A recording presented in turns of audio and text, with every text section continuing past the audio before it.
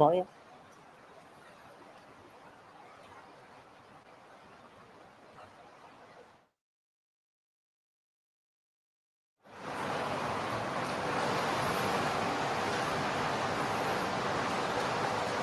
Good morning, everyone. Thank you for joining us this morning. Welcome to this press event, this press conference on a new coalition to support development and pre-arranged financing and the launch of 3 major new initiatives to scale up development financing from the Inter-American Development Bank. I'd also like to welcome all of those, actually most of those attending who are online, so thank you for joining us as well.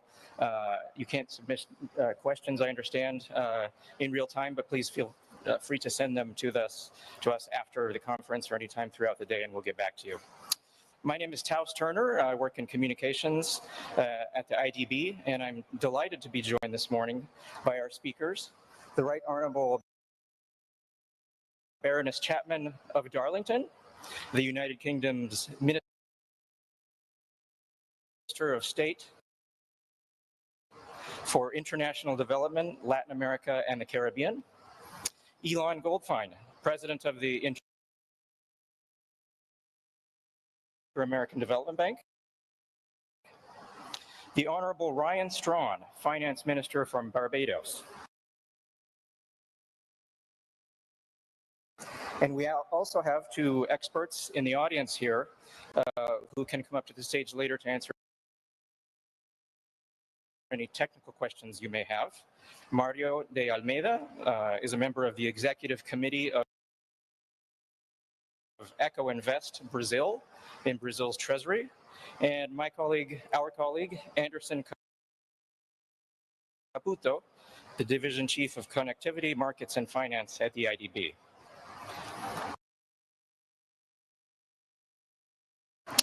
We will start with Baroness Chapman. The UK has been a great partner for development in Latin America and the Caribbean and to the IDB. As a member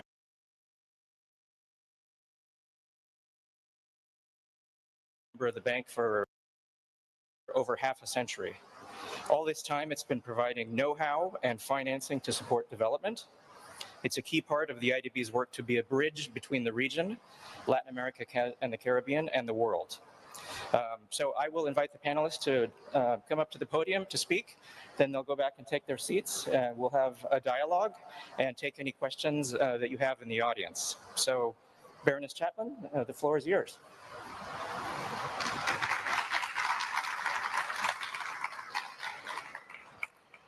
Thank you, and I am delighted to be here alongside Barbados and the IDB, the Sevilla Platform for Action on Pre-Arranged Finance. I never thought insurance could be so exciting as it is, but this is something that we're really proud to be playing our part in, because we need to change the way that the world pays for and responds to disasters, and the case for change just could not be clearer. Last year was the hottest year on record, exposing millions to dangerously high temperatures. 2024 saw disasters claim thousands of lives, displace millions more, and destroy economic progress. 2025 is on track to surpass this devastation, but just 2% of what the world spends on disasters is arranged in advance, despite the fact that we know that 35% of disasters are predictable. We can more accurately predict when and where disasters will happen and the damage that they will cause, and how best to tackle them. Pre-arranged finance, such as insurance, contingent credit and disaster clauses, enable us to get support to those who need it faster, accelerating recovery and helping to protect hard-won development gains from shocks. Indeed, you'll shortly hear about some of these critical pre-arranged financing instruments being launched today at the Inter-American Development Bank. A high-level panel report launched earlier this year recommended scaling the volume of pre-arranged finance tenfold by 2035 to truly transform how predictable disasters are financed. This enormous ambition underpins the launch of our Sevilla Platform for Action today.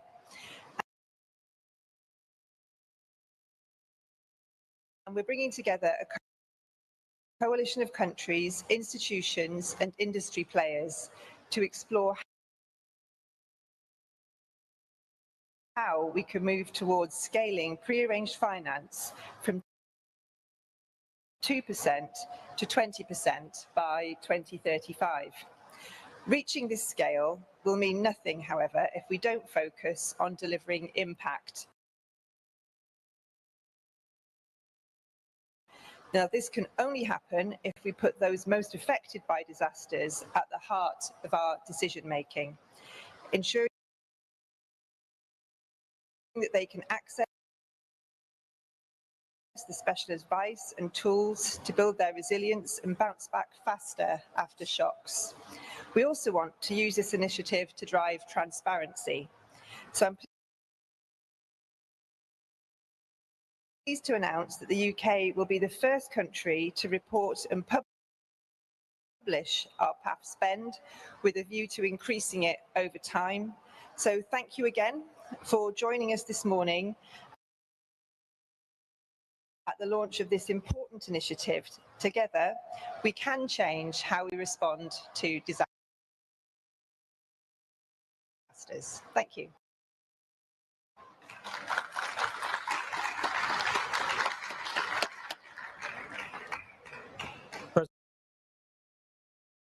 President Goldfein.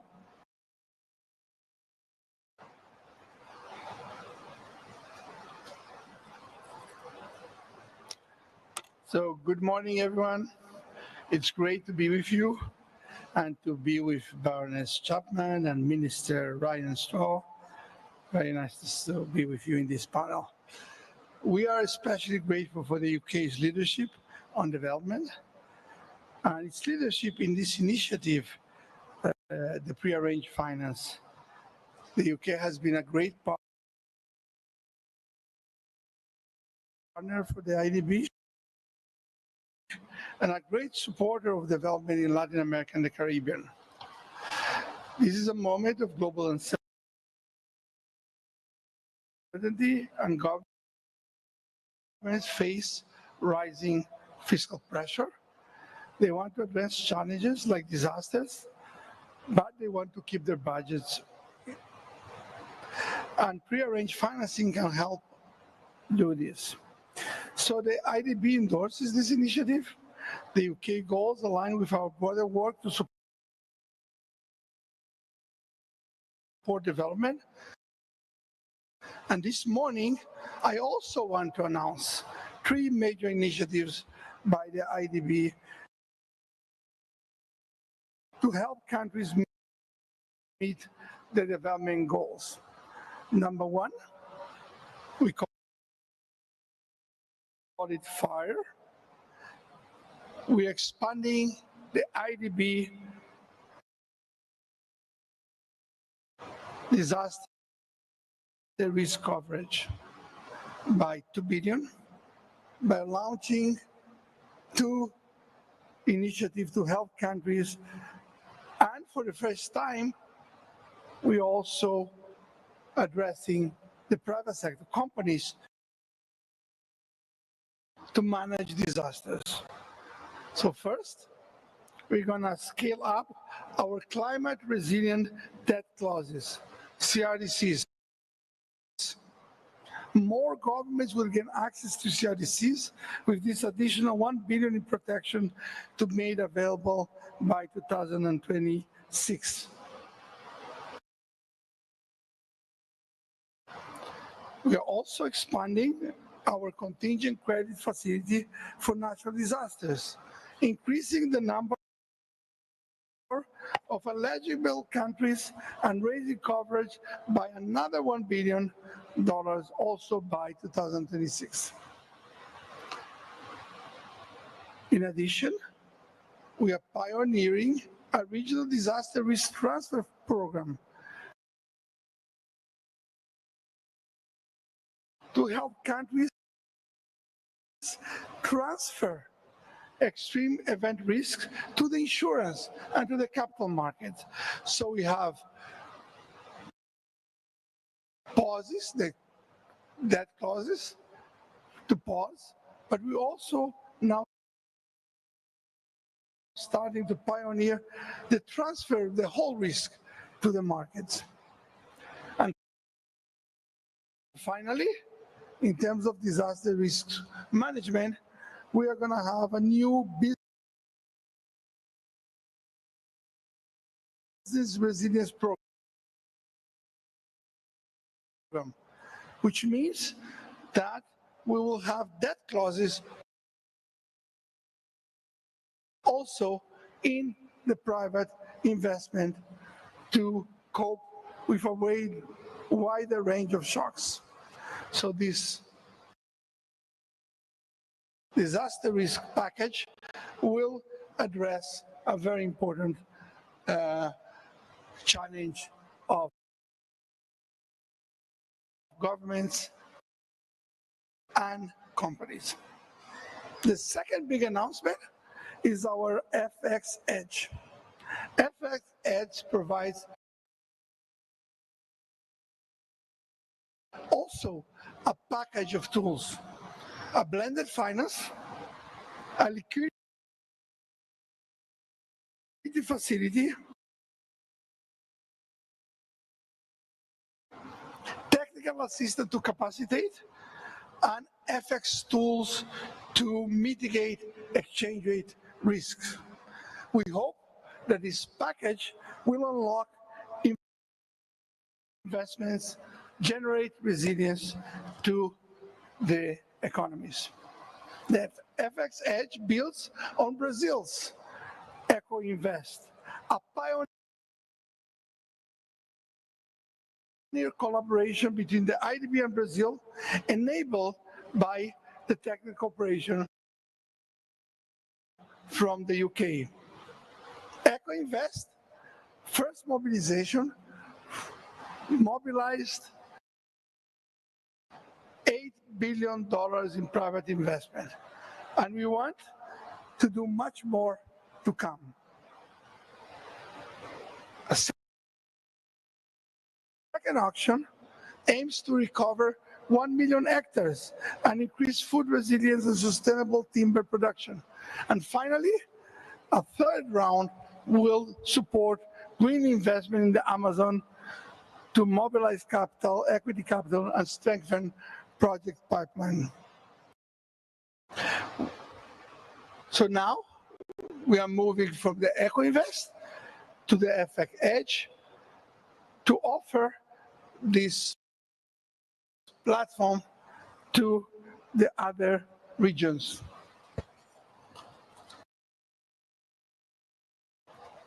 Two characteristics are important in the FX Edge. One, its innovative component, where we have an innovative FX protection, where we transfer our own capacity to hedge to the governments, to the banks, to the companies in order to generate more investment. And the scalable part is the FX facility, which will be triggered once a big depreciation occurs. And that liquidity is very important in moments of crisis. Let me end with the Amazonia Bonds Issuance Program, our third announcement.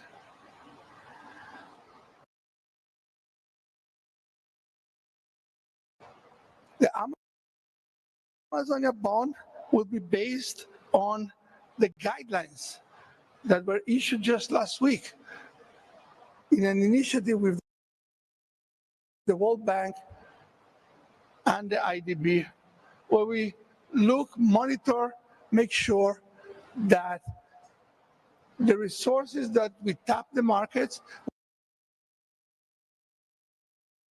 will end up in the projects, in the Amazon, in the areas we feel that the Amazon needs. We will have a $1 billion in projects to protect forests, create jobs, and boost resilience. And we will start with the issuance of the IDB. And we have to be making the market. We hope that the other countries will also issue the Amazon bonds with the same guidelines. So we have now a package of resilience for natural disasters. We have a package that deals with the Amazon bonds, and we have a package that deals with the FX hedge. I hope that these three initiatives will help unlock private investment and generate resilience in developing countries, but in the global economy. Thank you very much.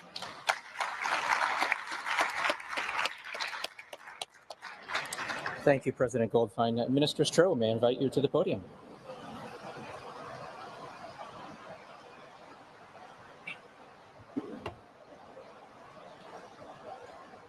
Good morning, everybody. I'm really delighted to be here this morning to share some thoughts on this very important matter, and I want to thank the UK government for lending a very important voice to a matter that really determines the quality of life for a lot of our global citizens. And President Goldfein, the support of the IDB has been extraordinary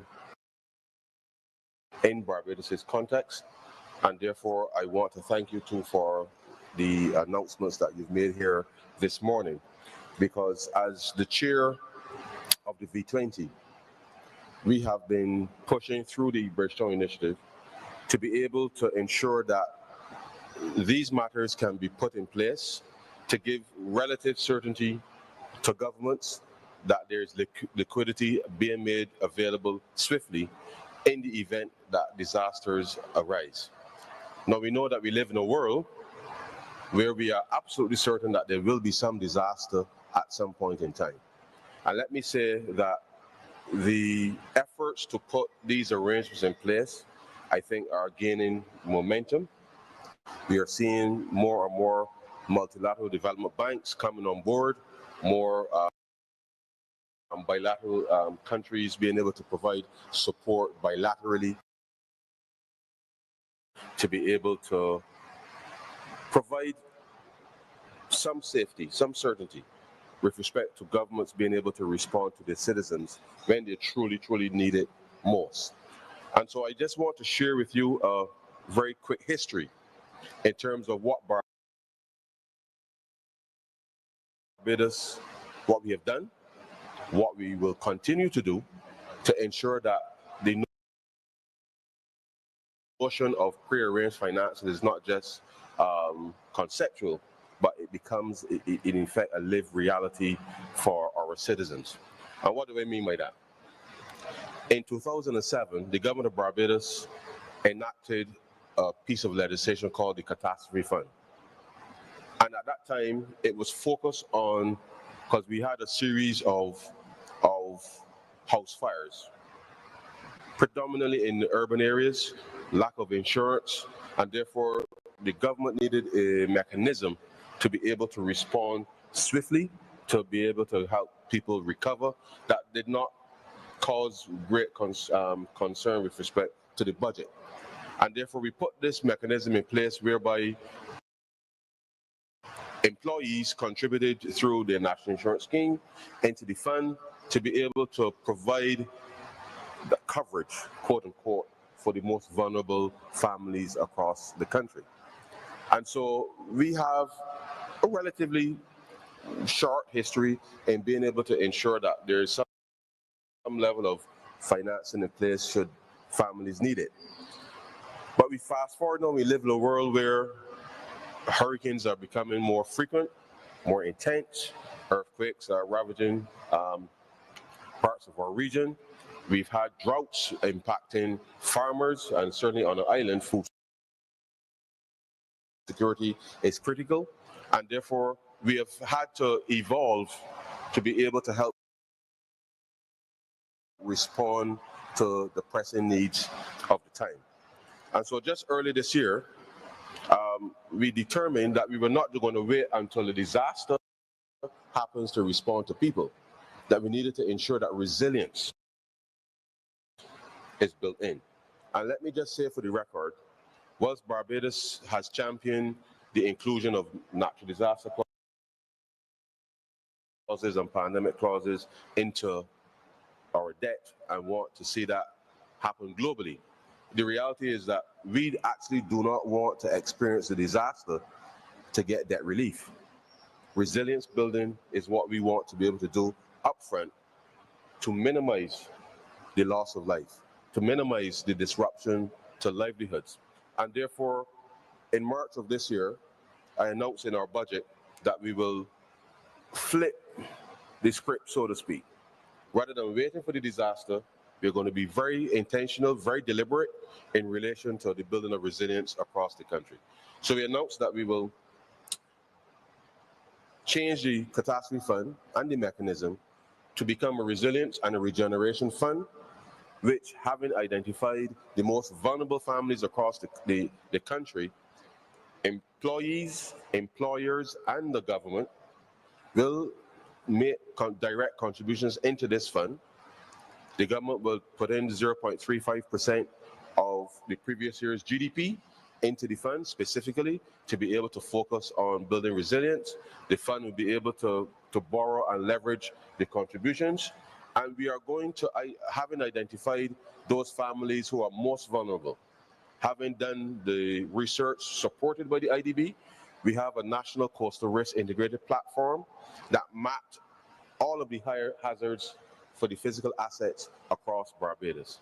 And we're using that information to be able to, having identified the risk and the hazards, having done the appropriate designs, we'll be focused on implementing solutions with respect not just to housing, but in relation to also other infrastructural matters that will reduce the risk of flooding, but more importantly, improving the housing quality, the housing stock, with respect to reducing those risks to families.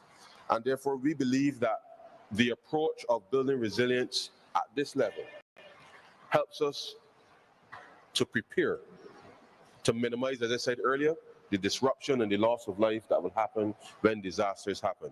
And therefore, we support this initiative being put on by the UK government today, because we live it every year. Between June and November, as the hurricane season comes through the region, we hold our breath, because we just do not know what level of damage the storms will levy upon us.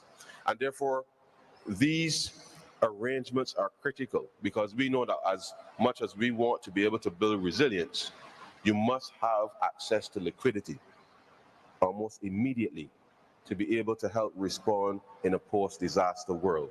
And therefore, as a small state, championing the need to respond to the climate crisis, these efforts, these instruments are critical tools to help us be able to address it. We have a facility in place with the IDB. We have a facility in place with the World Bank. We are negotiating a facility with CAF. And as we have embedded in all of our debt the natural disaster clauses, we know that should, in the event something happens, we have the debt clauses to be able to call upon in order to be able to help amplify the work and the recovery efforts that need to be done. So, ladies and gentlemen, Barbados is not just supporting this, but we're living the path of being able to build resilience and putting these mechanisms in place. And I want to thank the UK government, I want to thank the IDB for the work that they have done. And certainly I can say to you, Elan, that we will be knocking on your door to ensure that anything that we can do, not just for Barbados, but for the rest of the region, that we're able to drive these innovations through. As chair of the V20, as I indicated, we will share this with other MDBs across the spectrum, because the V20 represents about 1.5 billion people globally across 75 countries, and therefore we feel that we need to share the knowledge, share the experiences, such that across the world, small states who are vulnerable, irrespective of income levels, that we'll have the opportunity to be able to safeguard the lives and the livelihoods of our citizens. Thank you very much.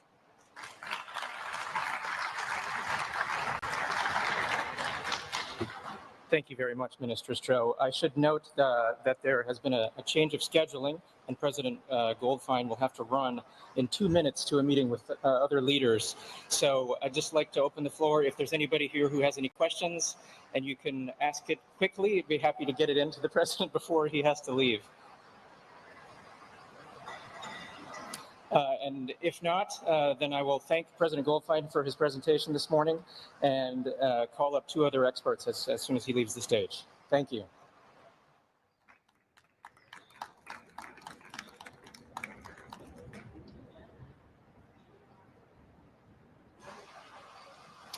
So now I'd like to welcome to the stage Mario de Almeida, who has just arrived, came all the way from Brazil to help us out here.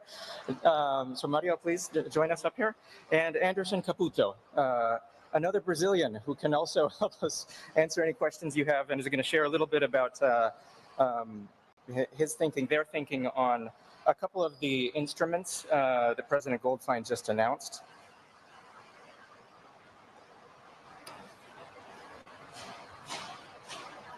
Thank you, gentlemen, for joining us. So a question to Mario.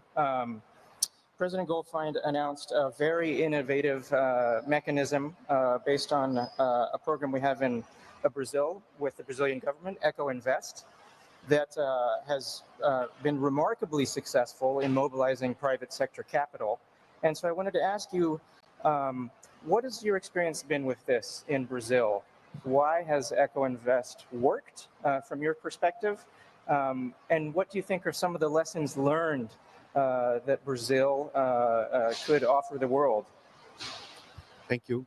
I think the Eco-Invest is experience to bring this new concept of catalytic capital, blended finance instruments to put within the national treasure of Brazil.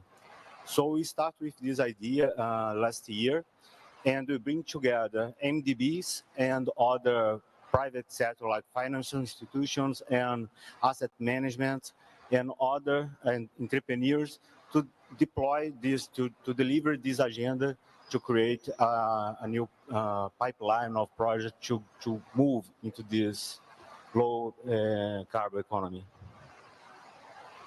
And do you think that this is something that could be replicated in other countries? Yes, I think so. I think it's very important to have a very strong fiscal framework, like fiscal targets and fiscal rules. It's very important to build up of this first level of fiscal arrangement. And then, but it's completely applicable for other countries, because it's much more about how to use public funds to be together with private projects and private sector. I think it is. And Anderson, just changing topics a little bit to converse now about the Amazon bond issuance program that President Goldfein announced. Could you tell us a little bit about this program and why it's important? Hello. Thank you very much, Taos. It always started now as we have the Amazonia Forever program in the IDB, no? And then as soon as Elon, being our president, met with Ajay, and then they decided how can we work together, IDB and World Bank, now, in selected topics. One of them was the Amazon, how to shift more investments and support development in the Amazon. Since then, for 18 months, we worked very hard to get this publication that was released last week, that is the Amazonia Bond Issuance Guidelines. This is a sub-label of, we are used to hear about green bonds, blue bonds, but if you want to invest in the Amazon and make sure that the money is going to where it should, no? With high standards and credibility, no? You needed a framework, a document, no? That describes what is a good could be investments that lead to development in the Amazon in a sound way. So that's what the Amazonia Bond Issuance Guidelines is, and it's very unique because it was developed in a very constant dialogue with the communities, civil societies, indigenous populations. So this was a very interactive process, and that's why it took long to build.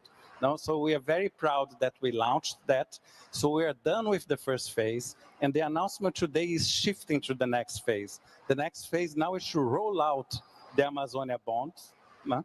And then we at the IDB, we are announcing here now that we are going to be issuing up to $1 billion of IDB Amazonia bonds as a demonstration effect.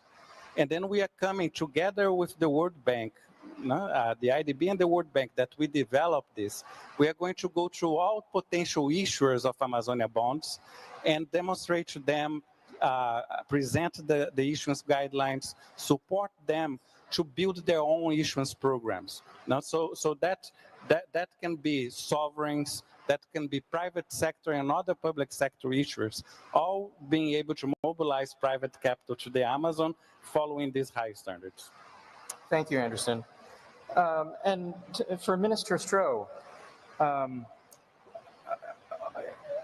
how has your experience been at the national level with working with MDBs and international organizations in the private sector? Before coming to the stage, you mentioned that it was important for there to be flexibility in the system. What did you mean by that? And is there anything you'd like to say about that with your experience? Yes, so we have had a very deliberate approach in terms of working with MDBs to be able to craft solutions in this area. But what we recognize is that whilst in the documentation, there are very specific triggers, which, as you would appreciate, as I mentioned, things evolve over time. And therefore, 7 years ago, when we put the arrangements in place with the IDB, there were very specific triggers within the framework. And therefore, last year when Hurricane Beryl passed through the region, we had significant damage to our coastal infrastructure. But we didn't have storm surge, which was part of the triggers for the IDB, but we had something called wave action. So we had 30-foot waves that significantly damaged our coastal infrastructure. And therefore, from a definitional perspective, we didn't get the trigger to respond to the damage from the IDB as was envisaged. So I think within the context of having prearranged financing in place, we need to ensure that over time, that the flexibility is there to recognize when an event happens, it is validated by an independent body. So we had ECLAT come in to validate what we actually, our team had quantified by way of damage. So I think we need to build in a mechanism whereby once an event occurs, there's a mechanism for validating it, and that the trigger for the financing then is released accordingly. And so it's not the IDB's fault or our fault, it's just that things evolve through time, and therefore we need to have that inbuilt flexibility. But I think our relationship with the multilateral banks, and we've seen the responses coming from them in terms of wanting to help. And so therefore with the World Bank, we had a similar discussion. We're having a similar discussion with CAF, because the whole point of having the prearranged financing in place is to have scale and have multiple parties be able to come and contribute so that you're not necessarily dependent on a single entity. And therefore, we feel that that is the best approach, to have the inbuilt flexibility there such that whatever damage happens, that the ability to be able to draw down on the pre-arranged financing is in place. Now, on the other side, we have tried to work, we've done a couple of debt swaps recently to release resources to do things that we ordinarily wouldn't be able to do. And we've taken the time deliberately to, with the IDB, working with other partner MDBs, to be able to scale the responses and to get the maximum savings from these facilities. And therefore, I think that as it can serve as an example for how, one, MDBs can collaborate, understanding that small states have a single climate policy, and that collaboration is key for helping us to be able to respond faster and therefore be able then to deliver for our people. Thank you, Minister Stroh. I'll just turn to the audience. Are there any audience questions now? Yeah, please.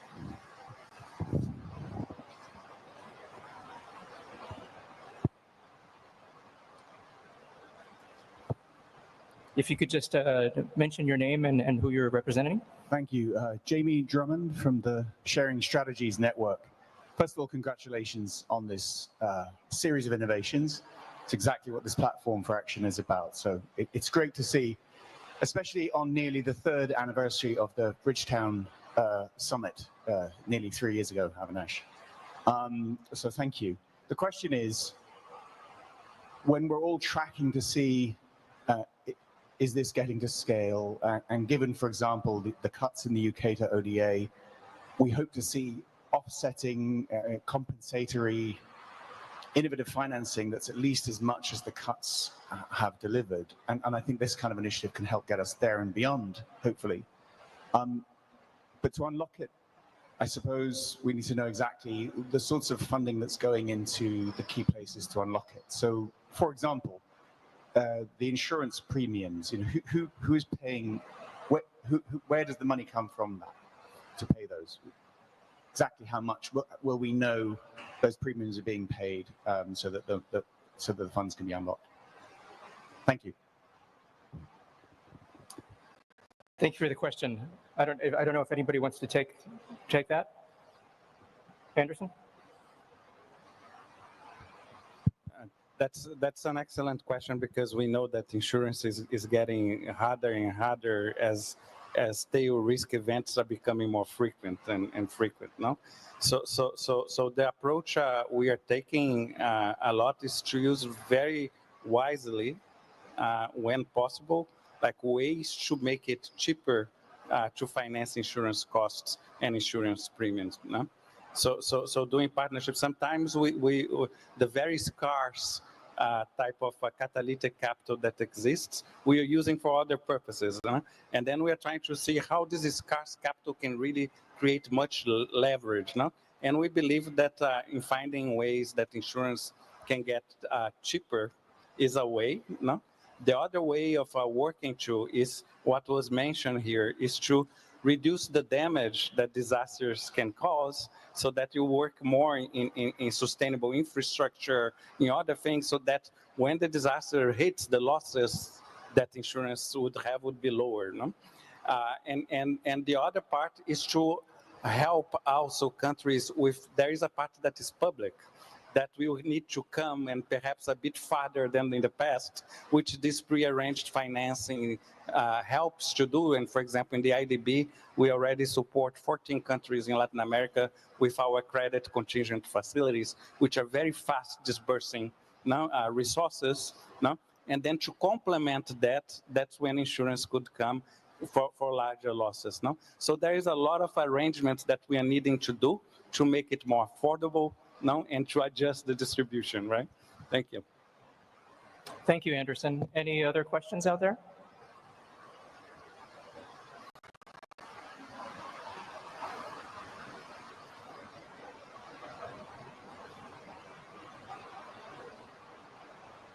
Hello. To what extent is this building on the experience of the Global Shield initiative, and what has been the experience of that? If you could just mention who you are and with what organization? Sure. Joe Moulds from the Bureau of Investigative Journalism. Thank you.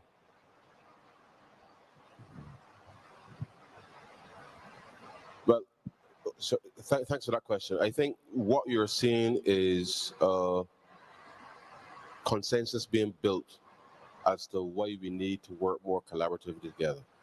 Barbados co-chairs the Global Shield with Germany, and we are aligned to achieve the same objective.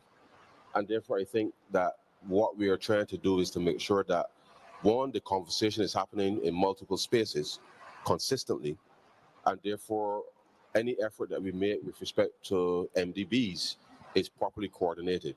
So I think what we've been able to do with the Global Shield in the context of how do we get the countries in the V20 to have these prearranged financing mechanisms in place is key.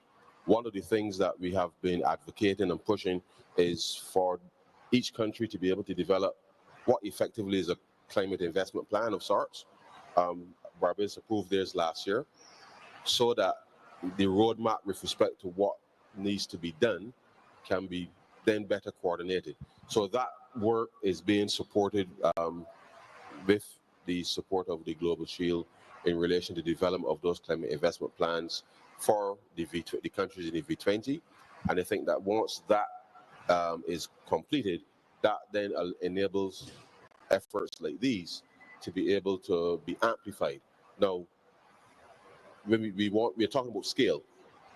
What we are doing now in the region, for example, currently, is that having done 2 debt swaps with the IDB, for example, we are now working on a framework with IDB, the World Bank, CAF, as well as the Caribbean Development Bank, to be able to have a structured framework where debt swaps for the region can be executed country by country. That's relatively uniform, yeah? Each country will be able then to determine where they want to deploy those resources. And the underlying strategy there is focus on resilience. Whatever that means for your country, you will focus on. And therefore, that's why we've been pushing with the Bridgetown Initiative, is to make sure then that the coordination of all these efforts will actually redound to the benefits of the country, of each country, wherever you are. And to focus on the things that you want to deliver for your people. So I don't think it is necessarily that it's in any way it's actually complementary with respect to the efforts. And I think if countries are able to focus on the things that they're strongest in a coordinated fashion, then we'll start to see more momentum being built, which we are actually seeing being done. So, but thanks for the question. Thank you, Minister Stroh. Any other questions?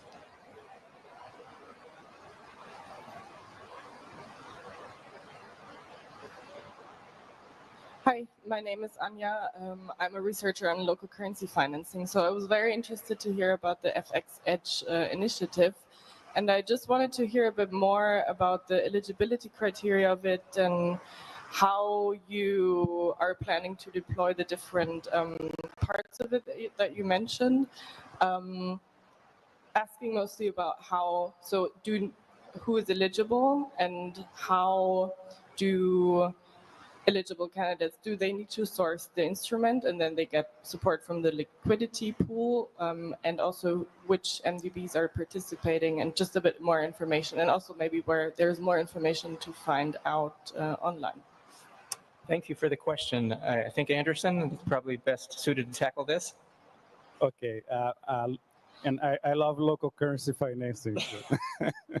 and then in the MDBs since last year, like with what we call the MDBs viewpoint, elected local currency financing FX solutions as one of the priorities. No? So we worked with all the MDBs and we actually published like our conclusions last year when the IDB was being the heads of the MDB. No? And we are following through this year in terms of broad local currency financing. No? The Eco-Invest was one of the solutions that was presented there. So all the MDBs, they know about the Eco-Invest and have their eyes into this and how it's progressing. Now it's a new program. And then we see this as a next step. We are announcing that now we are ready in Brazil with what we have learned, like because we have hedging tools with derivatives, we have the FX liquidity facility that our president mentioned. We have blended financing, so we are ready to start getting more information to all the MDBs, and the MDBs then start advocating for similar solutions in their respective jurisdictions. No? As far as the IDBs is regards, like we have two things, like in terms of eligibility, what with the kind support of the UK, we are going to be able to do with the funds that they provide is to support at least 2 countries now to replicate in Latin America. But when I mention replicate, let me correct. No, because it's not complete like copy and cat. Not so it's really adapt. Like look at the solutions, how the lessons learned in Brazil can be transferred, and what else we can build. No, so in terms of the solutions. So in Latin America, we will start with 2 countries that we intend to move to, and then we are also working then with the other MDBs, like passing these lessons learned and supporting them to then reach out to countries, and then they would implement. No, so eligibility is this, like we control the countries, but like in Latin America. Yes. May I just Please, Mario. Yes, just a few comments. So in terms of our experience in Brazil, as we have a very large financial system, we use our internal commercial banks to scale up the amount of the investments. So we use the public funds to put together as a catalytic resource, and you build a kind of framework, a taxonomy for eligible investments.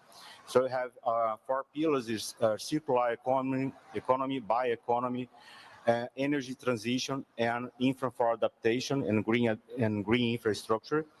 And all of the projects that the commercial banks can develop and can prove that is aligned with our framework, they will be eligible for that. And if they do that, they can take our funds, the funds from the climate fund in Brazil, to put together in this financial arrangement. And they are using in many different ways, even reducing the cost of the hedge. Some example, as you saw with Citibank, they are reducing the total cost for the project, but the better way for them to do that is reduce the cost of the swap. So this blended finance can be useful in many ways. So reducing the cost of raising new capital. So, but it's very particular for our case in Brazil. So like Anderson said, I think that this kind of instruments should be applied and studied into environment in very particular country that we have in this in our area. I think we have time for one more question before we wrap up here in the back there.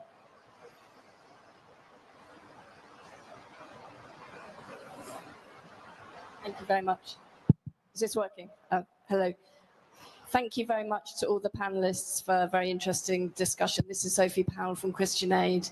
I just wondered if the minister, the UK minister, would be able to say just a little bit more about the measures that the UK is announcing today and what you're actually planning to do in relation to, you mentioned, Minister, the combination of insurance, contingent credit and disaster clauses. How much of the UK's offer is going to be in relation to insurance versus those other elements? And will the insurance element, how will the insurance element be financed? Will it come from the aid budget? yeah, just be helpful to have a bit more on those elements. Thank you. Thanks for the question. Thank you. That's not, is that working? Yes, it is. Thanks, Sophie. It's really good to see you. So what this is all about is about reducing the barriers to investment. So whether that's around foreign exchange or whether that's around a misunderstanding about a level of risk or not a sufficient understanding of level of risk and exactly what that risk looks like. So it's working together with MDBs, with IDB, with our friends in the Caribbean especially, on understanding properly what the risk is, sharing that where that's appropriate, making sure that investors have the right data that they need to make those decisions. You ask about paying premiums, and yes, we have paid premiums for countries and supported the payment of premiums in the past, and we will continue to do that where that's appropriate. But the reason we do that is because we want to encourage countries. I mean, a country I was in recently where I saw this had worked very well is in Grenada, where after Hurricane Beryl, one of their main sources of revenue is nutmeg farming, and so many of their farms were completely devastated, and we were able to get that money back into the hands of those farmers incredibly quickly because we'd had the insurance there in place and it was pre-arranged and it was triggered. What this is doing, it's great for those farmers and for Grenada, but it's almost like a proof of concept because there's such a reluctance to get involved with insurance, and that's, you know, for good reason, because it hasn't worked for countries in the past and the premiums have been so high that it's been prohibitive. But then when the disaster strikes, the costs of rebuilding are devastating and the money just isn't there to do it. So what we're trying to do is sort of build in that resilience and to try and make sure that through the FX Edge, through pre-arranged finance, that we're reducing some of those barriers to investment, because what countries are telling us is they want to be in command of more of this. They want to have control to attract the investment, to decide for themselves where that goes, to build to a standard, as Barbados has said, which can withstand some of those severe weather events that we know are becoming more and more, sadly, commonplace in places like the Caribbean. So we're finding that it's a combination of all these things. They've got to work together. It's got to, yes, the UK is doing what it's doing, but we couldn't do any of this without IDB, without expertise from Brazil, without working incredibly closely with Caribbean nations. So I think we're showing that there's a different way of doing development, which gets more of that private sector money where we really want it to go. Thank you very much for that, Baroness Chapman. May I ask if any of the panelists have any final comments or want to say anything else before we conclude?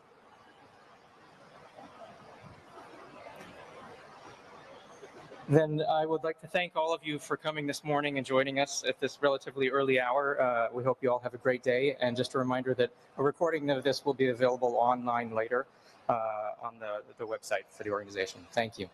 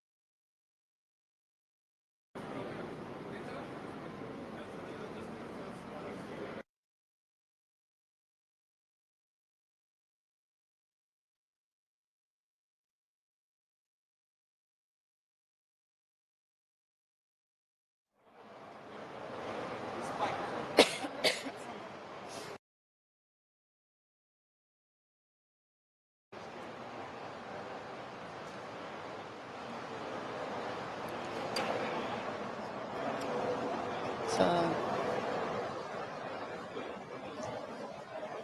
who says we start?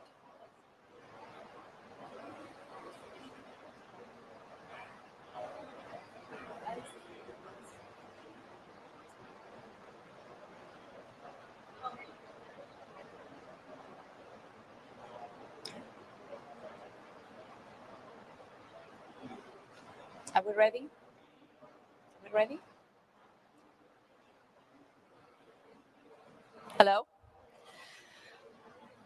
Hello, everyone. Welcome to this session. We are today launching two important initiatives of the Sevilla Platform for Action. First, country-driven approaches to financing sustainable development and climate action. And second, we'll also hear about the global financing playbook. These initiatives recognize a very simple but powerful idea. If we want to make finance work for sustainable development and climate, we must put countries in the driving seat. The first initiative brings together integrated national financing frameworks, country platforms, and related approaches as articulations of sovereign financing priorities in line with the Compromiso de Sevilla agreed yesterday. The second announces a global financing playbook, bringing finance institutions and development institutions together to back these sovereign financing priorities. Without further ado, let me give the floor to Marcos Neto, Assistant Secretary General and Director of the Bureau for Policy and Program Support of the United Nations Development Programme, who will present these initiatives, and then we'll give the floor to the rest of our distinguished speakers. Marcos.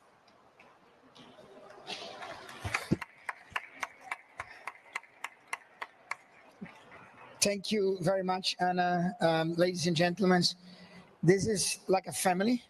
No, Excellency, Rania, Adama, Rodrigo, Antti, we've been in this trench for a long, long time, right? You know, with the European Union, which were founding members of the INFF work back in 2019, and then with my colleagues in FIX, AIIB, and then a country as powerful as Egypt who vouches for those initiatives. Together, those two initiatives, the country-driven approach for financial sustainable development, climate action, and the global finance playbook, represent a simple but powerful proposition. If you want to make finance work for development, you must put countries in the lead, not just in word, but in policy, in investment, in partnership, in action. Because let's be honest, the plans are already there. National development plans for the SDGs, the national determined contributions, the national biodiversity action plans. The question is not what to finance. The question is how to finance. How do we unlock the scale of investment need? How do we align fragmented flows, public and private, domestic and international, with national priorities? How do we move from promises made to progress delivered? That's where the architecture matters.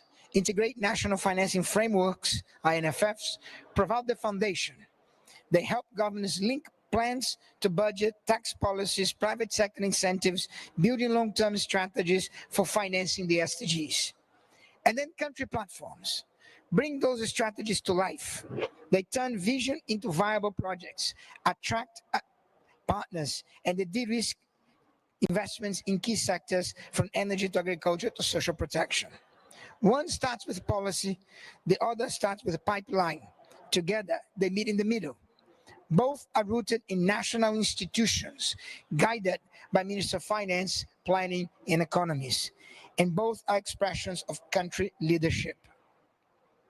This isn't just theory, it's happening now. 86 countries are using the INFFs, 25 more have operationalized the national financing strategies. More than 200 reforms are underway, spanning taxation, green bonds, gender budgeting, and beyond.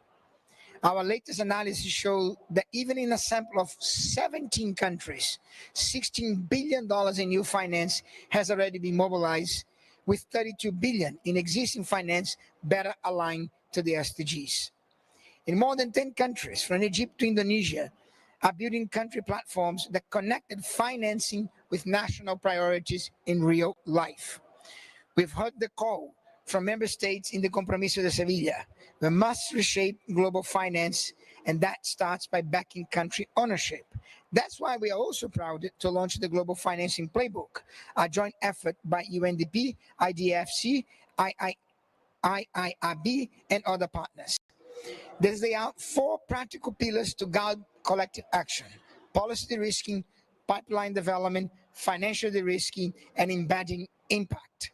It is not just a toolkit, it's a roadmap for working better together across institutions, mandates, and borders. And just yesterday, we launched the next phase of the INFF facility with a scale-up support brokering partners and enhancing technical assistance from across the UN system and beyond. From here, from Seville, the number one is implement the Seville platform of action. And the idea is to take these 2 initiatives to COP30 in Berlin, to have 10 countries, real finance for real pipeline by 2027, and 100 countries on INFFs by 2030. It's also important to realize that those 2 initiatives also want to contribute to crowding in the private sector, to bring it in, private capital, philanthropic capital. There's another initiative called the Impact Work Alliance, right? That is trying to do exactly that, bringing the impact and bringing the capital in. Now, enough of me, enough of UNDP only. Our partners can speak far better than I do. I'll take the floor to them. Thank you very much.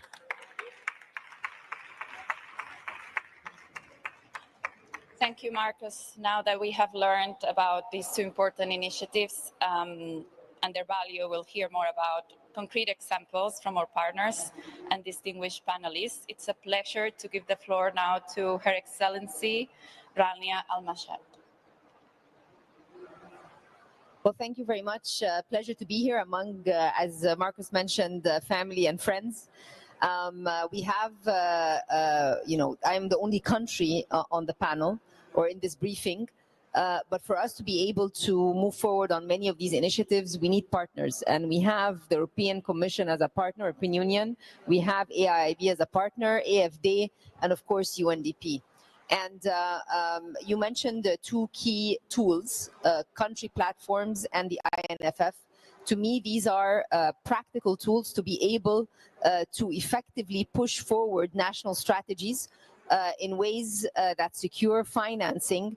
And when I say secure financing, all of us are looking for financing which is at the cheapest possible, not just for the sovereign, but also for the private sector. Let me maybe briefly outline Egypt's experience in preparation for COP27, and you talked about COP30, and our COP followed the COP26, which was related to the country platform of the JETPs and South Africa, and it was a very important moment of bringing the private sector into the discussion of climate action in very practical ways. And we had at the time Mark Carney as a special envoy for the Secretary General on private sector mobilization for climate action. So this was a very important moment in the journey of climate action for countries. We created our own platform because we wanted to introduce adaptation in addition to mitigation. So through the Nexus of Water, Food and Energy, which is our country platform NOAFI, we launched it at COP27, and in 2 years we've been able to mobilize more than $4 billion for private sector projects in renewables and also in some of the others. And when we say it's a platform, it means that it's not just about development finance, it's about technical assistance, it's about blending tools, it's about grants from the CIF and from others. So there's a very important aspect of country platforms where countries can benefit from the different tools that the different partners, each one here is a partner in WAFI. The EU has actually, through a grant, provided a grant to AFD, which is helping us in a control system related to electricity, for instance. AIB is also financing private sector projects under the country platform. So this is why I meant that each partner here in addition to providing financing or technical assistance or a grant. Also, another important aspect is that they are able to work together on the same project. And I mention this because when we say country ownership, it also has country responsibility to be able to navigate the different governance of each institution, but use it in a way that is conducive for growth, development, and jobs. The other element is the INFF. We launched our INFF last March. It was a consultative process within government, and we have working groups where the different aspects of the INFF, and it has all the sources of financing. So you have the domestic resource mobilization, FDI, you have concessional from development partners, you have debt swaps as a debt management tool. So we're able to put in one document all the different sources of finance, but at the same time, collectively within government, decide on the priorities where we are going to activate this. So currently we are in the process of implementing the INFF in a way that identifies the sectoral gaps in terms of money. We know the gaps in terms of development gaps, but we know how much is coming from each source. And hopefully when we meet next time, we'll be able to report on how we effectively use it, the same way that in 2 years we've been able to also effectively use our country platform. And we're very happy that it's also mentioned in several of the work with the different MDBs and also with the UN. Thank you very much. Thank you, Minister. I'll pass now over to Antik Arhunen, who is the Director of Sustainable Finance, Investment and Jobs at the European Commission. Thank you. Thank you. Yes, folks. Thank you very much. Thank you, Marcos. Thank you, colleagues, friends, our partners on the INFFs. I want to start by saying how delighted the European Union is to endorse this new initiative of Sevilla on the INFFs. As Marcos mentioned, we have been champions and supporters of the INFF from the very beginning. And why? Precisely for the fact that we think that every country should be on the driver's seat in view of their own sustainable development. But it's also really helpful because, INFFs can be budgetary planning tools that really help, build also very concrete investment projects in the country. And that's super important, whether we would then be able to support this through technical assistance or grants or our risk-sharing tools and bring investments into the country, including through our Global Gateway flagships. So that's why we want to be in this family, and we really want to continue supporting this. I'd like to underline also that we have a very, very close and good collaboration with Marcos, with the UNDP on this agenda, and it's wonderful to see that the Sevilla Compromiso so nicely takes up the INFF and this agenda, where I think we can really share our forces and work together, for sustainable development. So thank you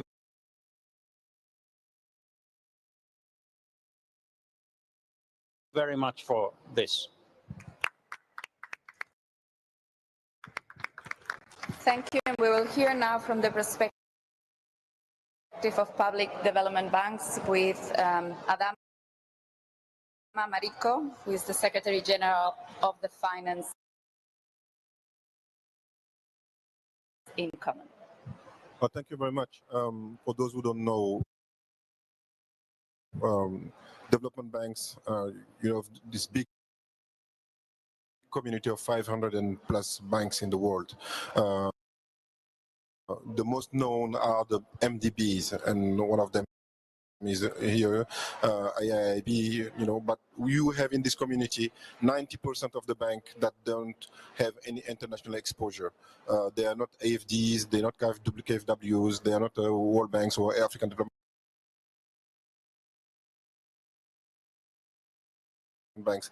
They are the national development banks in their country working for their own government. And we are very proud to also see that this compromiso of Sevilla take into account this ecosystem and mentioning the role of the National Development Bank in investing in development and not just the international cooperation side of it. So within this ecosystem, we are very also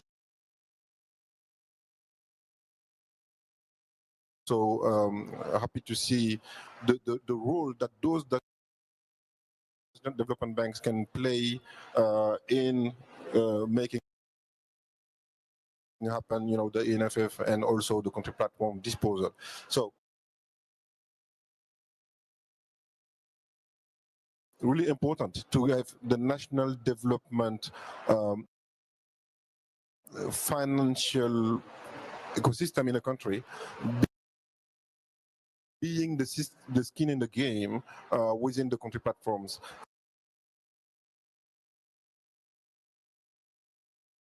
And also help originating the projects. Often the problem we are hearing in mobilizing private capital or just even making projects work is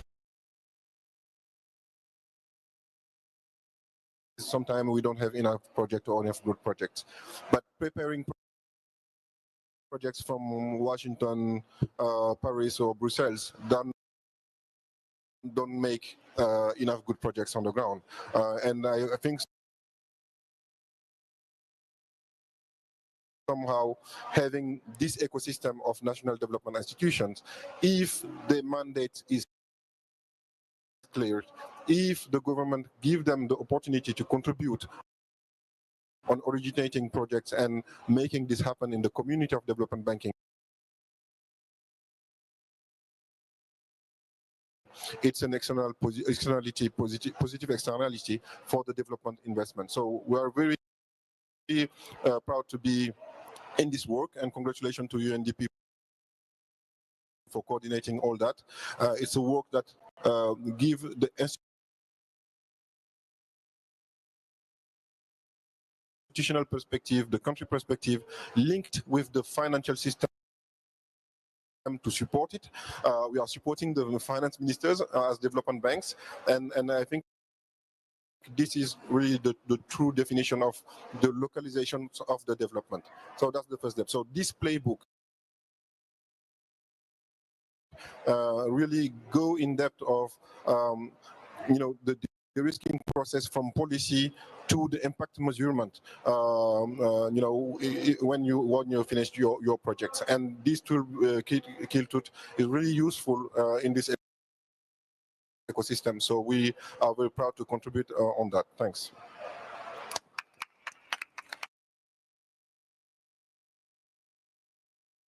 Thank you very much. And I will go now to our last speaker, and I want to thank everyone for sticking to the time. So we have some minutes afterwards for some Q&A with the audience. So we'll have now closing the panel Rodrigo Salvado. He's the Director General of the Operational Partnership Department at the Asia Infrastructure Investment Bank, who will share a short statement on behalf of AIIB and the Multilateral Development Banks. Thank you so much. And again, I mean, I think, a lot have been said here. So a couple of things. For those that you don't know, the Asian Infrastructure Investment Bank, it was the newest multilateral banks in the world, right? I mean, we are like only 10 years old, but we're also global. We don't operate only in Asia, we operate in Latin America and Africa. And again, we are the largest bank, multilateral banking shareholders after the World Bank. But again, today, I think it's a couple of things. One is, this brings together two things, the what and the how. I think Marcos said that, and the point is, like, we need obviously the countries to tell us what to do, but then we need to actually give them a clear way of actually going and implementing things. And that's why we chose the name playbook, because it's very intuitive, right? You need a playbook. You need to actually say, if I really want to focus on these things, who I should call, right? And that's basically what we're doing. And also the other thing that we are doing here is always they ask me how much reforms you need, and I said there's a lot we can do with the system we have. There is a lot we can do with the system we have. I mean, there's a lot of money stuck there. There's a lot of coordination. There's a lot of efficiency gains that we can do within the system right now. I think that is the message. We don't need to wait. The reforms are fine and there are many things, but we are actually getting it together. We are doing stuff. Right? This is about like showing what we do. And also, it's not about creating a new fund, a new facility. It's actually doubling down on our current governance system. Because all the things is about that, as Adama and Marco was saying, we poke, and also we need to pick your winners, right? You cannot do everything and anything at the same time. So we put a couple of things that we say we are going to actually, if we get the pipeline development right, if we get the risking right, if we get the policy enabling environment right, we are going to unlock a lot of capital. Let's do that, unless we can think about all the reforms we need to do and all that, which is great. But I can tell you, we are doing stuff, and all these things actually can really move the needle. So the other thing that we say, just to close, is this is a fluid thing. We want more partners to follow, to actually join these initiatives. We want the global financing book to be rich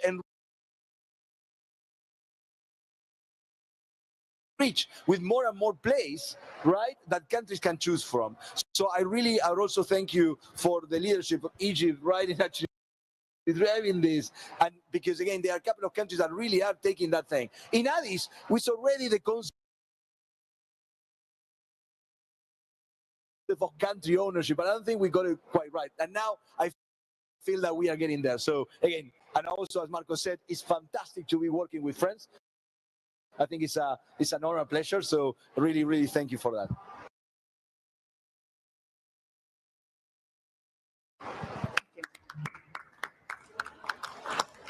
We have a few minutes left, and I would like to open the floor for questions from the audience. If you have a question, please raise your hand. We'll provide a microphone and introduce yourself before you pose the question to the panel.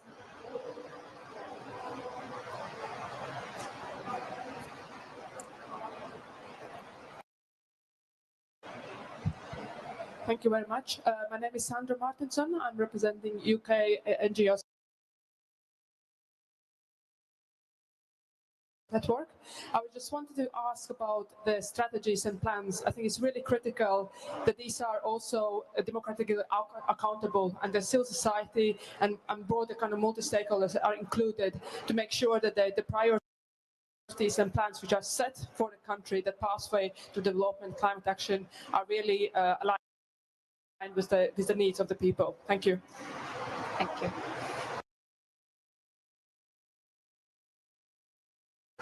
Any others? So we'll take a couple before we open to the panel.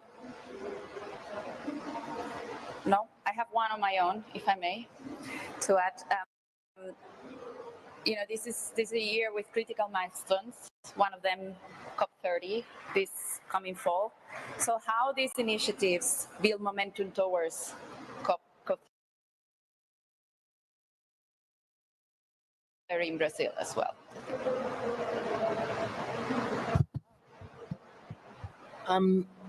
Quickly, on your question, on the methodological work of the INFFs, it's very clear the importance of a whole of government and the whole of society, right? And the engagement on constructing those financing strategies from business, from civil society. Now, how exactly that happens across 86 countries and hopefully 100 and more later will differentiate it. But on the methodological guidance, it's there, and I think on the playbook there is also reference to this. Now on COP30, an important element of the two SPIES initiatives that we're talking today is that they are both putting behind climate. we as UNDP, who are leading the UN system on preparing and supporting countries for the NDCs, right? We're doing that in 95 countries. We're putting the INFFs, we are putting the country platforms behind the NDCs. So the NDCs will get to, by the way, my hometown of Belém. I am from Belém, where COP30 is going to be. So if anybody needs a house to stay, let me know. We can stay in your house. Yeah. So we are putting, we want the NDCs to be investable. We want the NDCs to have costing. And that's where the INFF and the country platforms come in. Yeah. No. I have a couple of things. One, I think the global playbook clarifies things, simplify. We want to simplify things. So it gives you entry points for how to engage, right? And we are very open about that, and we are engaging as much as we can. We need the amplification, but also the entry points. You know, for the CSOs, like for example, interested on private capital mobilization, how you do it, who is doing that, right? So you can engage and we can work together. I think that is what we're trying to do. We are trying to simplify the things. So I think that's very helpful. I would love to get more engagement from CSOs on this. And we had actually, during the genesis of this, we have been outreaching and doing that. But we know that people need to know more before they join. But hopefully we can get more of that, engagement going forward. And it will be very helpful. And then the other thing on COP, we also see that this is not something that we launch here and then we completely forget about it and we launch another thing in COP, we forget about it, we launch another. No. This is going to be something that we need to actually, it's a live thing where we're going to actually bring in more demands and more supply, right? In order to actually go. So hopefully we can carry through COP, but then the last things that will happen next year. So hopefully this is more like, building that arc of things. Just one point from me. 2025 is a really critical year, and I think we can also be happy to see how the things are probably this year being in the right way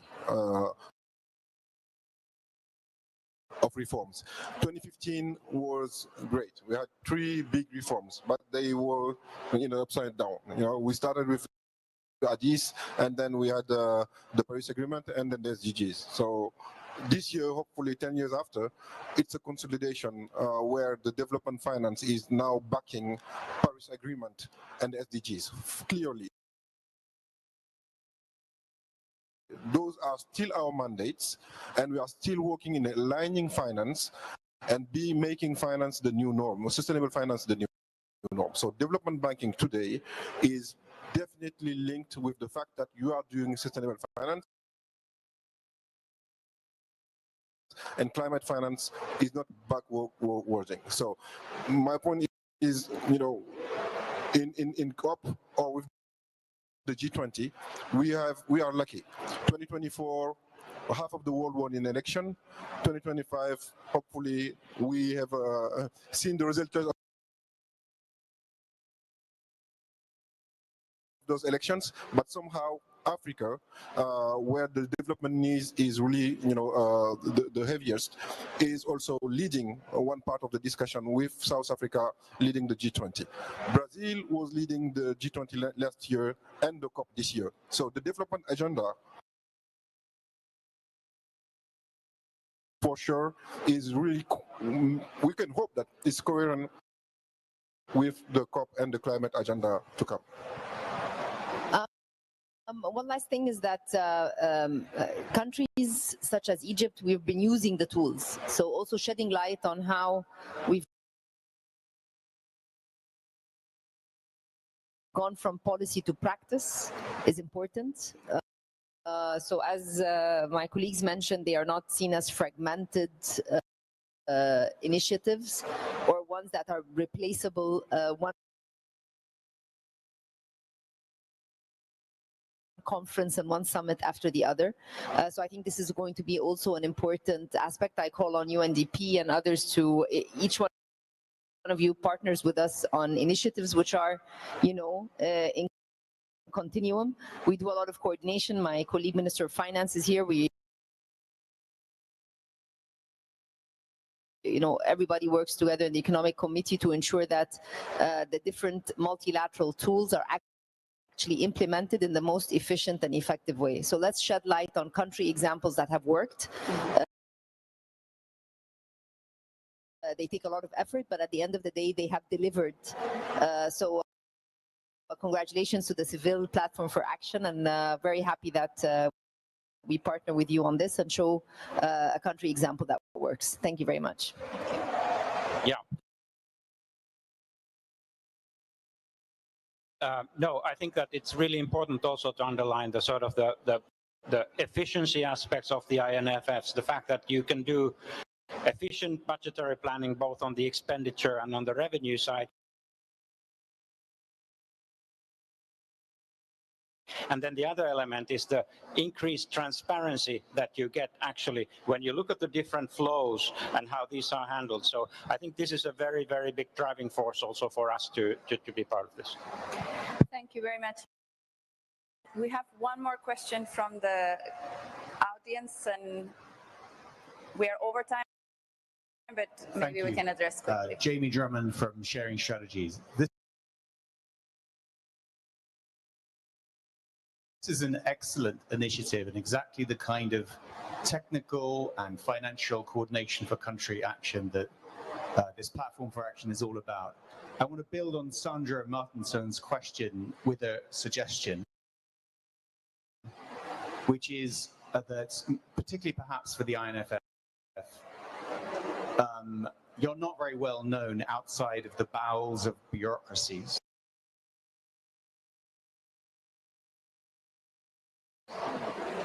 Is that a problem for you? Do you need to be better known?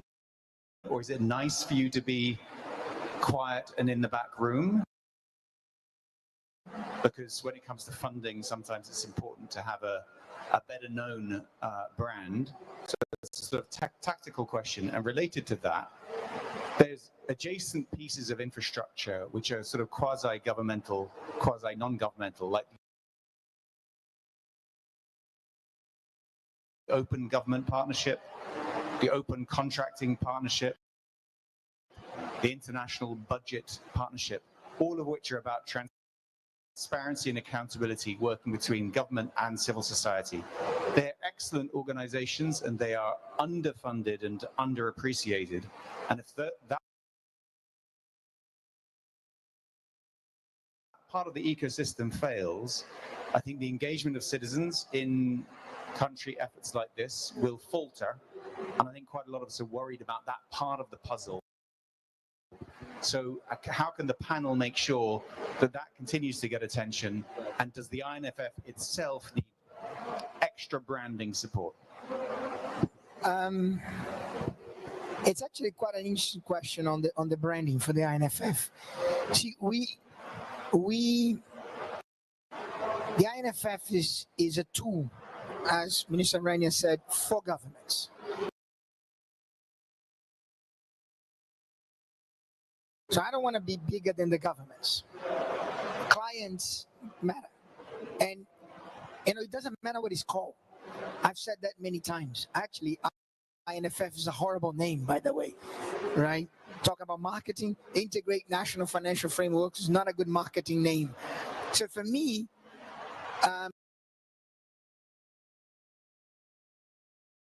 sure, we need resources to provide the technical support to governments. We're very happy to have the EU, Italy, Spain, Sweden, other countries are joining to support this. But I think it's important that the drivers and the visibility is the countries, not a platform called INFF. On your other questions,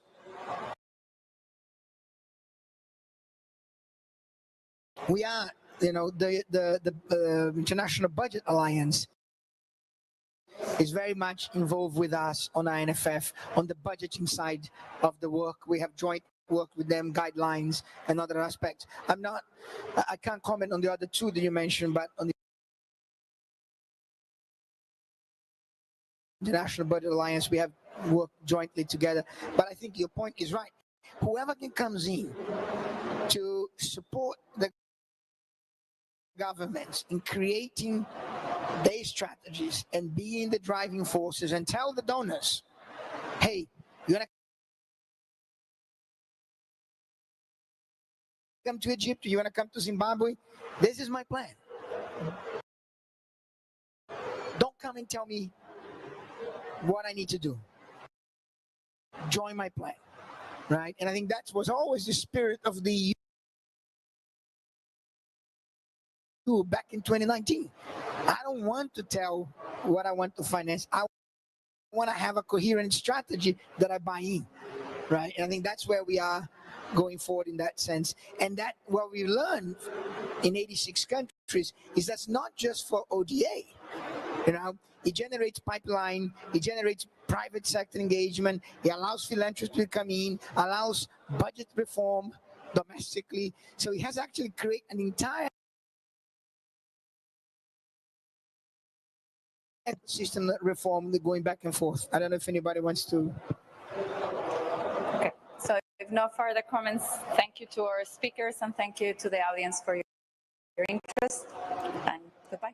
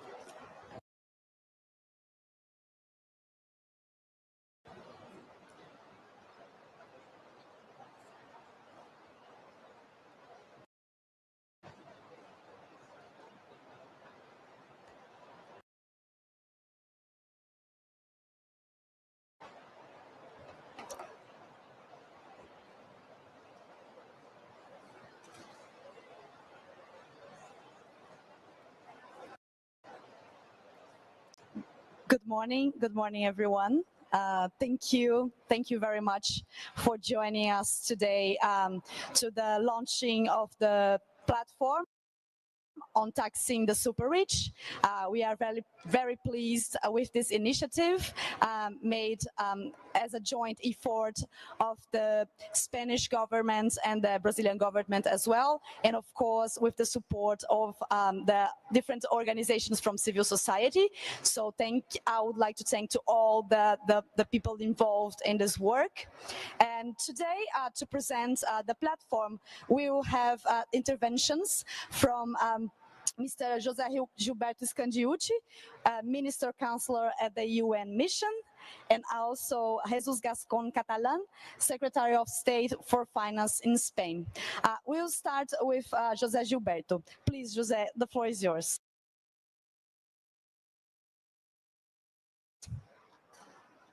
Hello, is it working? Yes. Well, good morning for all. Thank you for taking the time to be here with us. I'd like also first to thank, on behalf of the Brazilian government, the government of Spain, first for holding this very important conference, and especially for co-sponsoring with Brazil this initiative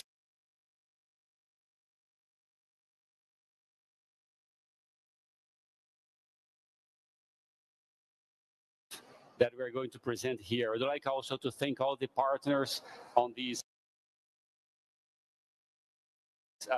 initiative, Oxfam, ICTRIST,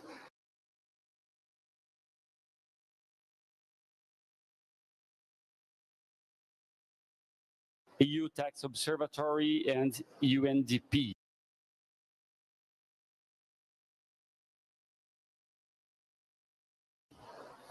Well, Secretary of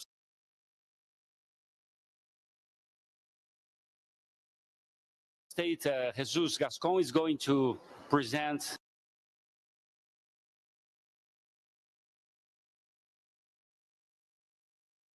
the outlines of this initiative. I would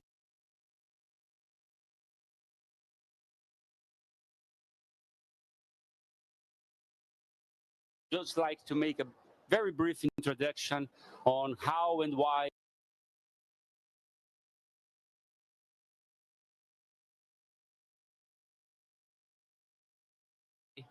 this idea came to us, and how we expect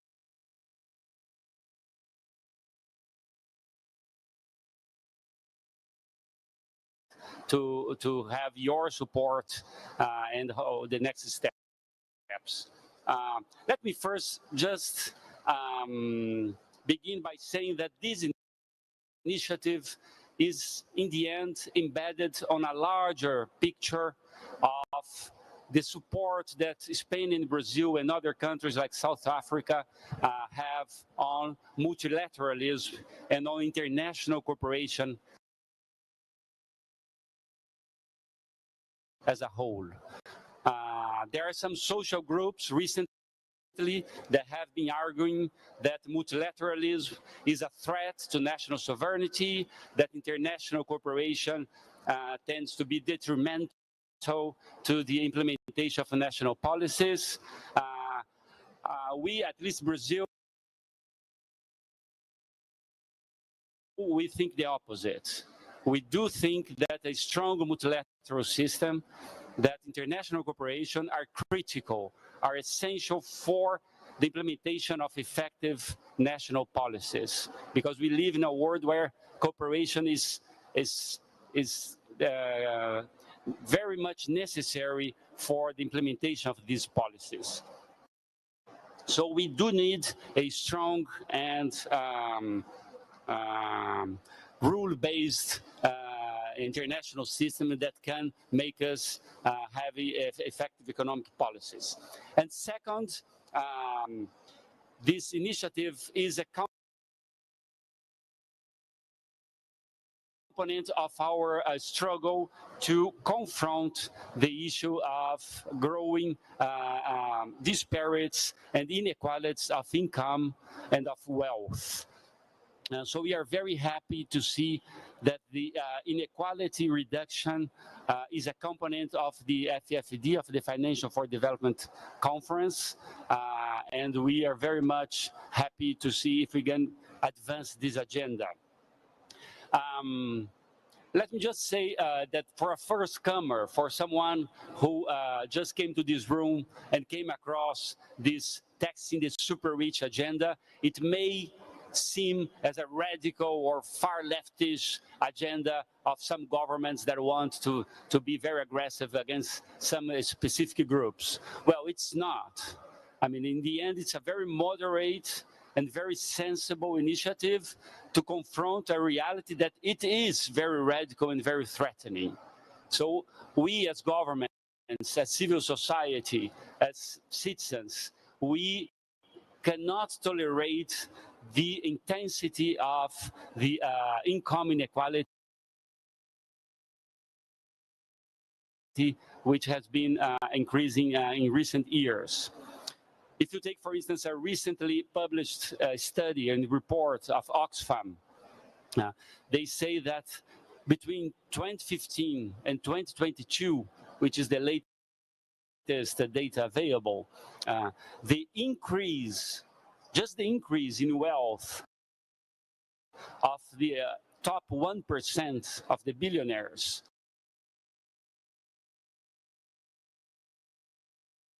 was $33 trillion.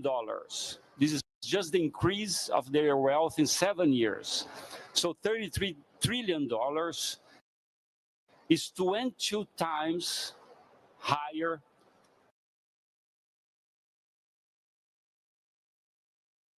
the amount that we need to eliminate extreme poverty globally. So, I mean, with this increase in just 7 years of the top 1%, we would have 22 times more money than the necessary to eliminate, to delete extreme poverty in the world. And this 1%, they pay on average just 0.3% of their wealth in income taxes. So reality, the radical reality that we are trying to confront with very sensible and moderate initiatives that we're pushing forward. So just before giving the floor to my colleague, Jesus Gascon, I just would like to say that this kind of initiative does not only address, of course, income inequality,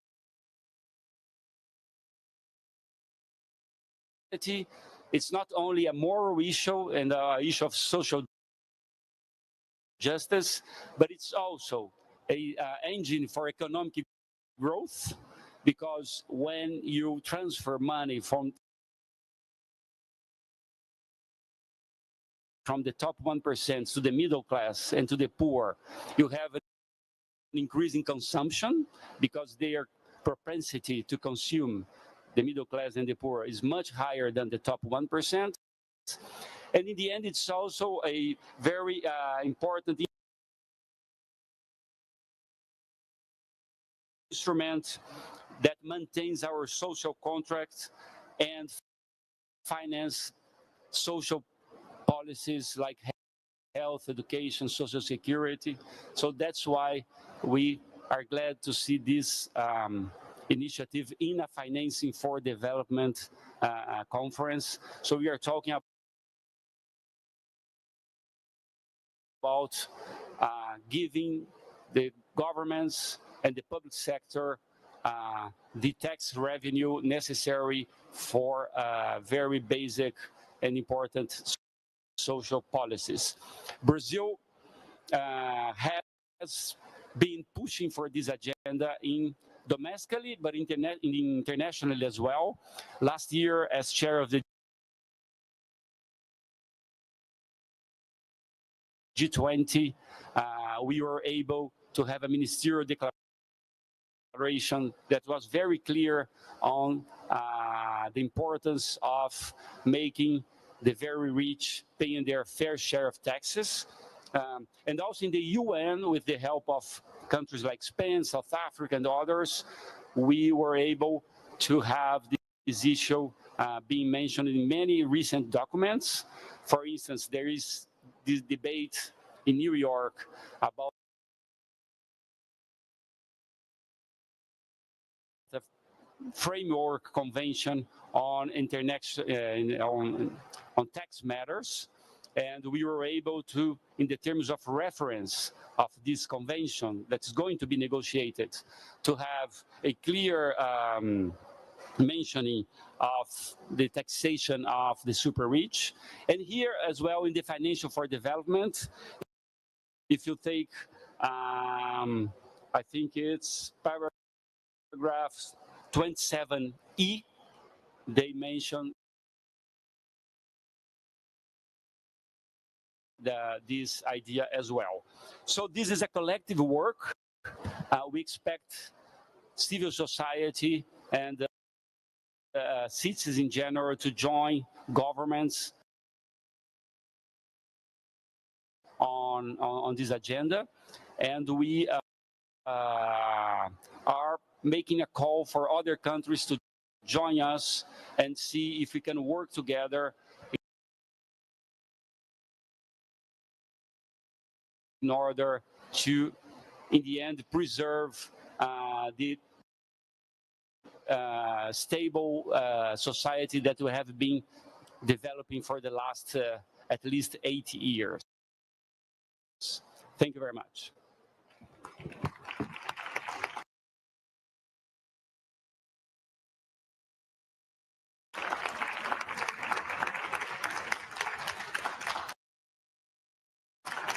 Thank you, José. Now I'll pass the floor to Jesus Gascon. Please, the floor is yours.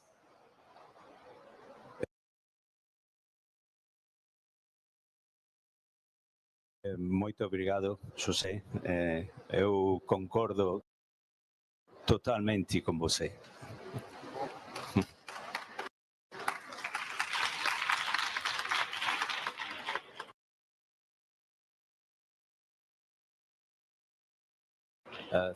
Thank you very much for participating in this event.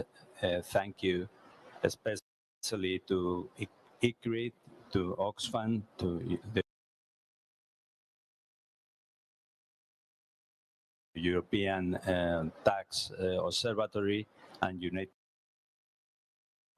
Nations for your support. Very important for us. I'm going to speak in Spanish, but at the end, I will summarize my speech in English, right? En primer lugar, nuestros países necesitan cada vez más ingresos públicos para hacer frente a sus necesidades. La desigualdad es un problema en todos los lugares. Los más ricos, como regla general, pagan menos impuestos, ya no solo que la clase media, sino que incluso que los contribuyentes con menos ingresos. En nuestra opinión, estamos ante un momentum político en el cual tenemos que tomar decisiones, tenemos que actuar. Si queremos gravar de una manera efectiva a los súper ricos, si queremos luchar contra la desigualdad, si queremos que nuestros sistemas tributarios sean cada vez más justos y cada vez más progresivos, necesitamos impulso político y avanzar en la medida de nuestras posibilidades.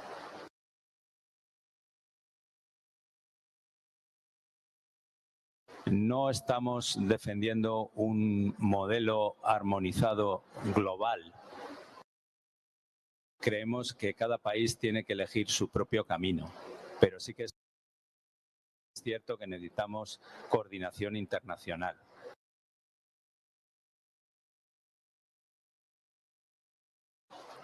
Todos los países necesitamos mejores regulaciones, mejores legislaciones para evitar agujeros, para evitar injusticias, para que se pueda impedir en la medida de lo posible la elusión fiscal y la planificación fiscal agresiva. Tenemos que disponer de más información. En los últimos años se ha hecho un enorme esfuerzo para conseguir información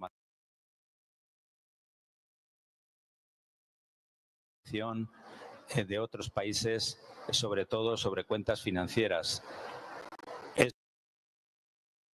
Esto es necesario pero insuficiente. Tenemos que seguir avanzando. El siguiente reto es conocer los beneficiarios efectivos que están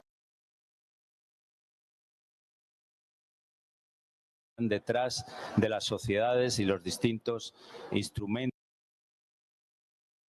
jurídicos como los trusts que se utilizan en muchos lugares del mundo. Necesitamos tener información sobre inmuebles,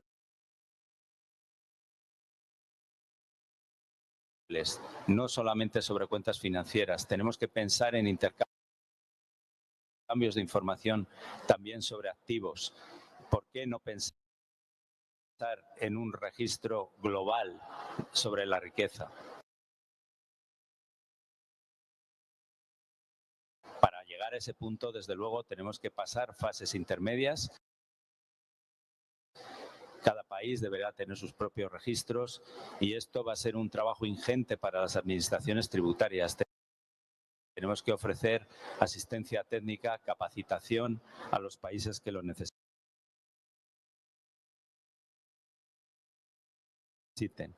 Tenemos que utilizar herramientas de análisis.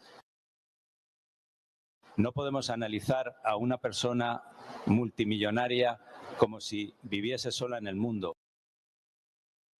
Hay que analizar su entorno familiar, sus estructuras societarias.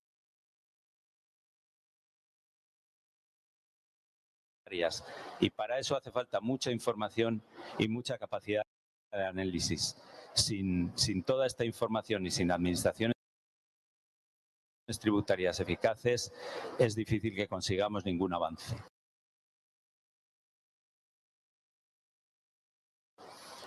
Por otra parte, lo que necesitamos es que los países que estamos dispuestos a avanzar formemos una coalición y podamos trabajar juntos en los próximos meses. Con impulso político, aprendiendo los unos de los otros. Hay países que tenemos cierta experiencia en el gravamen de los patrimonios, de la riqueza. Podemos aprender de los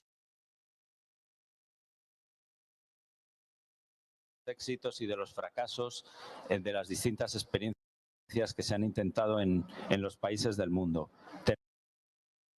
Tenemos que saber cuál es el punto de partida, cuál es la posición de salida de cada país. No todos estamos en la misma situación. Necesitamos conocer más sobre la concentración de la riqueza. Necesitamos estadísticas. Tenemos que saber cuánto están pagando realmente los más ricos. No es fácil disponer de la información. La estadística va a ser crucial. Hay que ayudar a las administraciones tributarias. Tendremos que publicar guías operativas para que sepan cómo hacer, cómo realizar estos análisis de la información, la utilización del Big Data, la utilización de Data Analytics, este tipo de instrumentos que son necesarios. Y necesitaremos, desde luego, instrumentos de coordinación y establecer modelos de peer review para que los países podamos analizar cómo se está avanzando en el resto de los territorios. En 3 meses deberíamos tener un plan de acción. Ese es el reto que tenemos por delante y el que España con Brasil queremos impulsar. Empezar a convocar reuniones entre todos los que estemos dispuestos a avanzar, no solo países, sino también la sociedad civil, para tener un plan de acción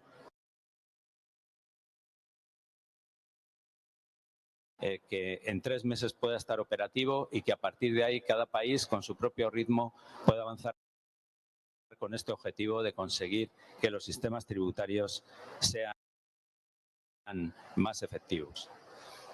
If we want to tax the super rich, if we want to reduce inequality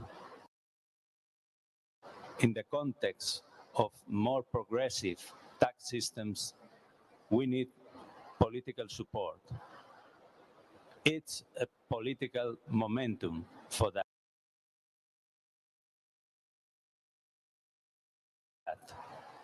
And we also need better regulation. We need better tax administrations with new sources of information on real estate, on all kind of assets. We need a plan and we need to work together. We should have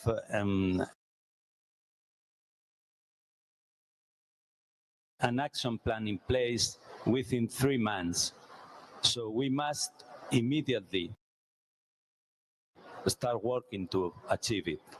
Spain is willing to do this with your help. Thank you very much.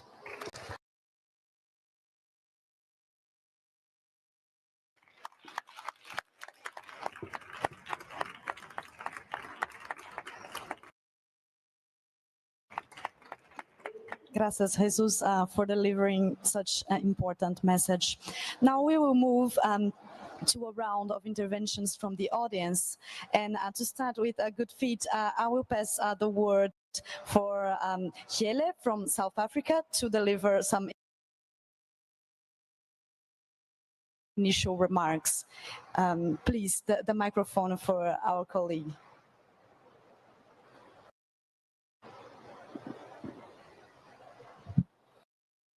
Thank you very much. I'm Nogukanya Jele, and I'm Special Advisor to President Ramaphosa. En primer lugar, permítanme decirle en español, disculpe, no falo portugués, que esta iniciativa se alinea perfectamente con los valores fundamentales de Sudáfrica. La igualdad es nuestra mayor desafío. ¿Cómo se dice? Desafío. Y abrazamos medidas como estas dirigidas a lograr una verdadera igualdad. South Africa, in its G20 presidency, is proud to be continuing the work that was begun in Brazil last year in this issue.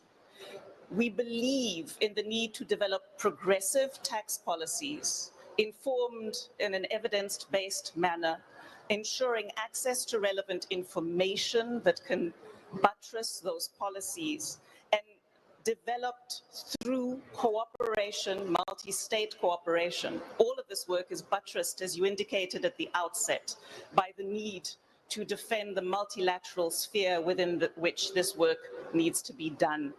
I know that President Ramaphosa regrets not being able to tell you this in person here in Sevilla. Thank you.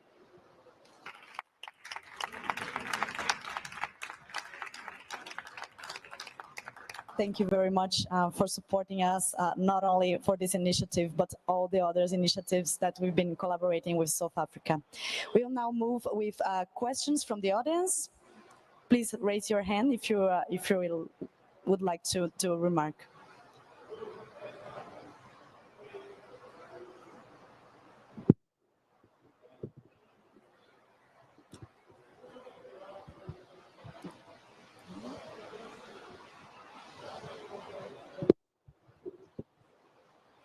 Thank you very much. Louise Russell-Pravata from Open Ownership. We work globally on beneficial ownership transparency. Just wanted to wholeheartedly welcome and commend this initiative. We're really pleased to be working with several of the partners involved already, and we stand ready to support this, particularly in terms of the technical thinking that needs to happen to how to operationalize this like collection and use of information on ownership of all kinds of assets. Thank you.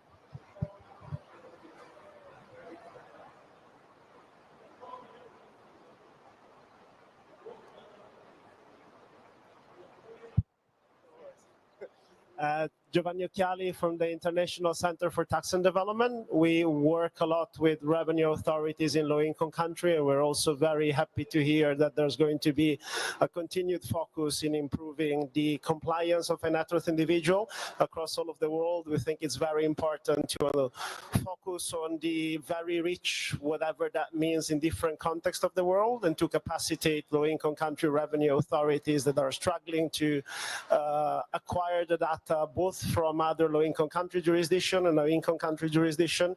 So we are also very happy to support this initiative going forward. Thank you very much for the guidance of Brazil and Spain and South Africa in this important initiative.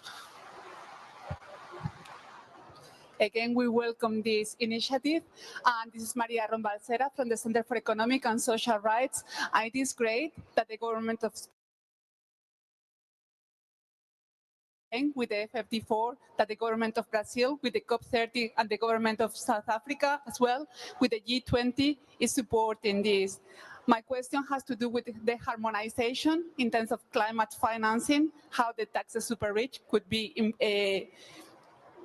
promoting this, and also how you are going to be supporting the efforts at global level with the UN Framework Tax Convention to ensure that the tax in the super rich will be there and it will be done in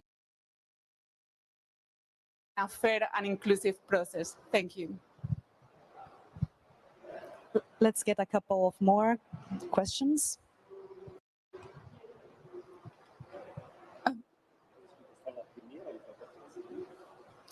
Hello. Hi, my name is Fernanda Balata and I work at the New Economics Foundation in London, and we very much welcome this initiative. We've been following closely the progress for the G20 in Brazil last year on this agenda, and it's great to see that momentum won't be lost due to great leadership from Brazil, Spain, and South Africa, and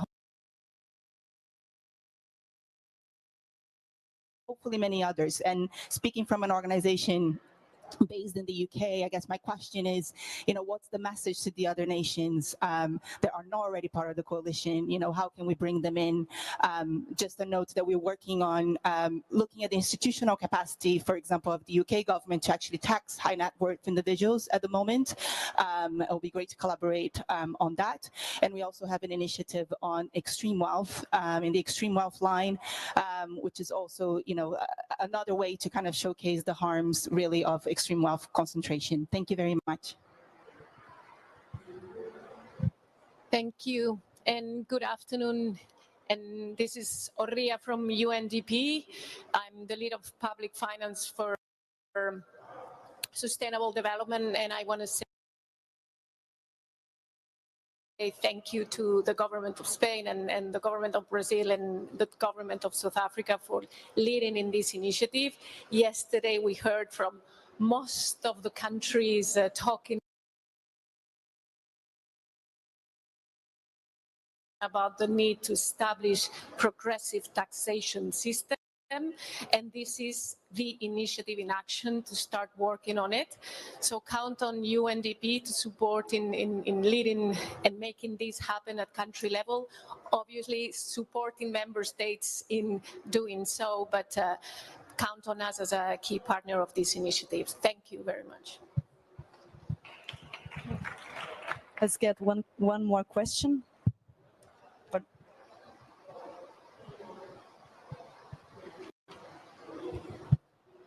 Thank you so much. We very much welcome this initiative as well. I'm Clara Thompson from Greenpeace.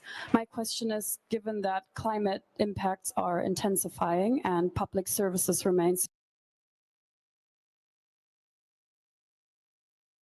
severely underfunded, what kind of mechanisms are you hoping to pursue that will make sure that the funds that we need will go to those services that we urgently need?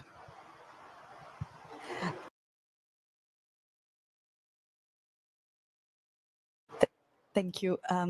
Who would like to start with the questions?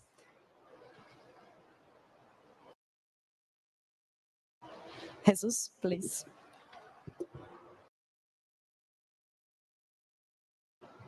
Thank you very much for your support and well, what about the questions?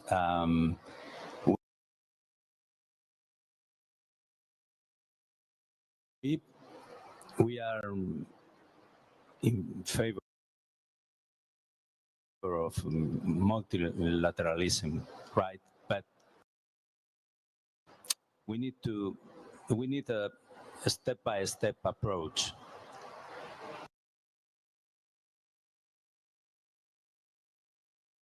If we are very ambitious, probably we will fail. And harmonization is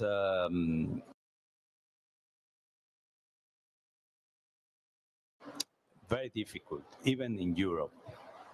We prefer international coordination. Each country has its own problems.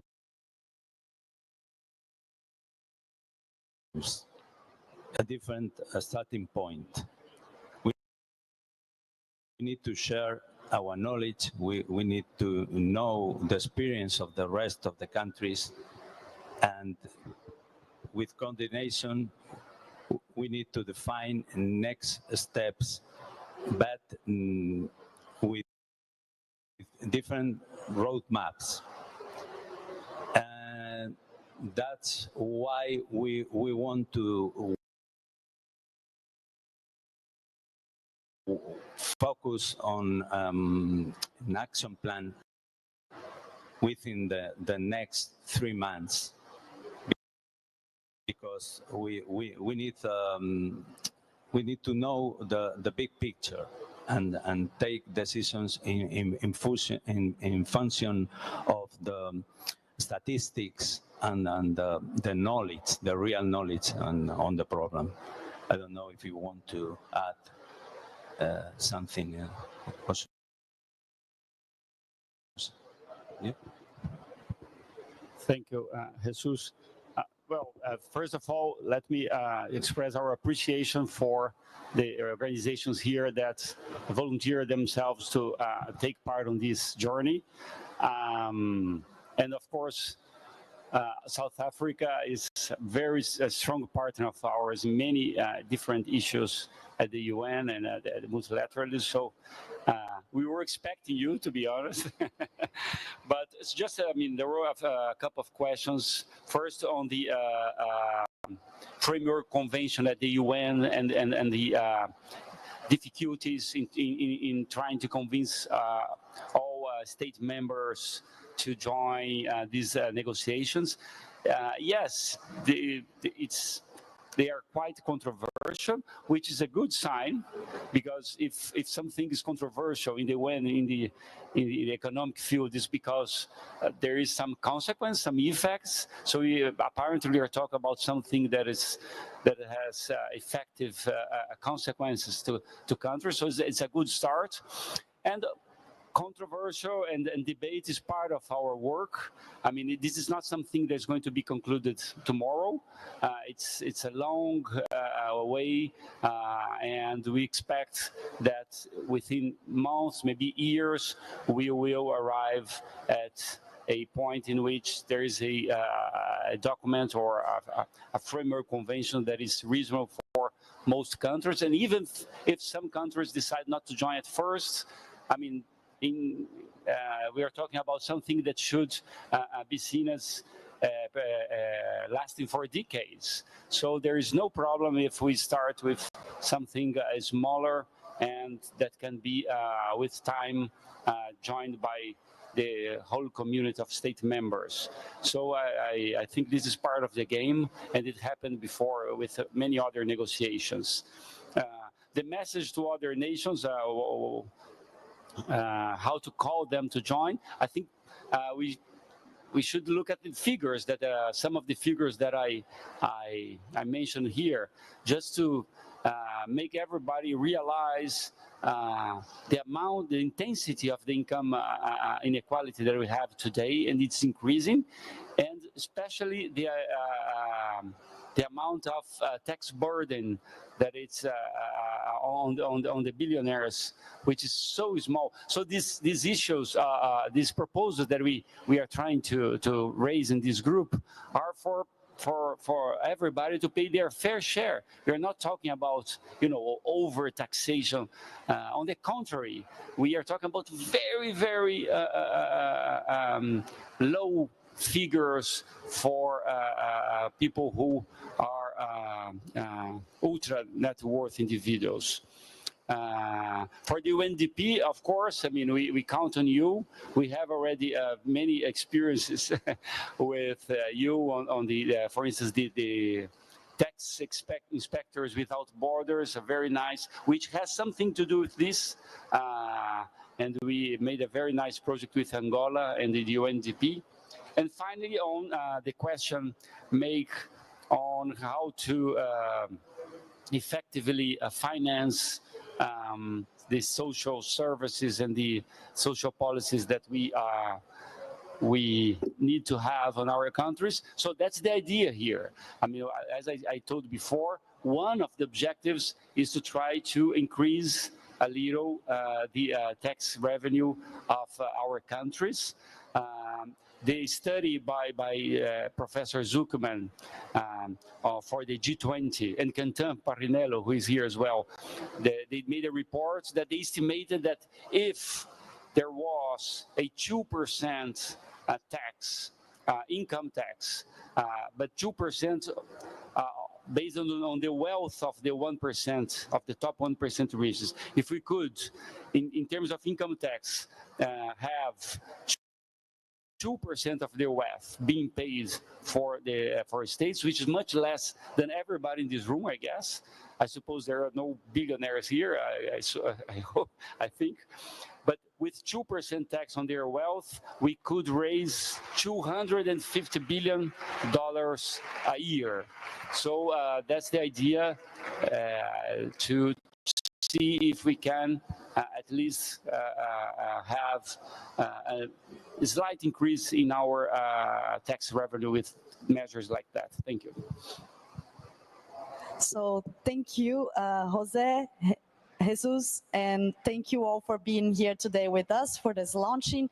And we are looking forward to working together to move forward with the Tax the Rich agenda. Thank you very much.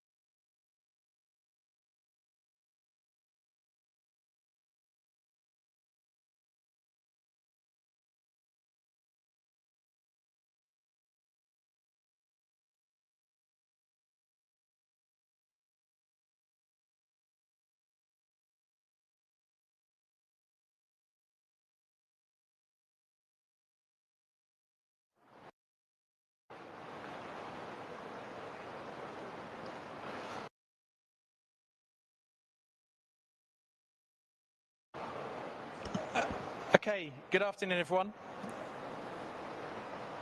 Thanks for joining us this afternoon for the media event to highlight the launch of the UK's Sevilla Platform for Action initiative on public markets. Public markets mobilization for development. We've consistently heard over the course of this week here in Sevilla about the need to mobilize more private capital for developing countries and emerging markets. And clearly, the public markets offer huge opportunities to do that, and that's what this event is all about. We had a brilliant side event earlier today, jointly hosted by the governments of the UK and the Philippines, where we had a really interesting discussion between MDBs, DFIs,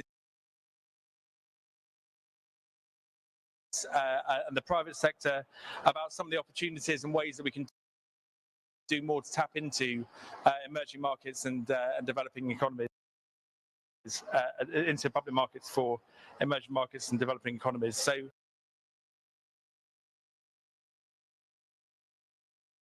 with those few opening remarks, I'm going to turn over to the Minister for Development from the UK, Baroness Jenny Chapman, for some opening remarks. Thank you.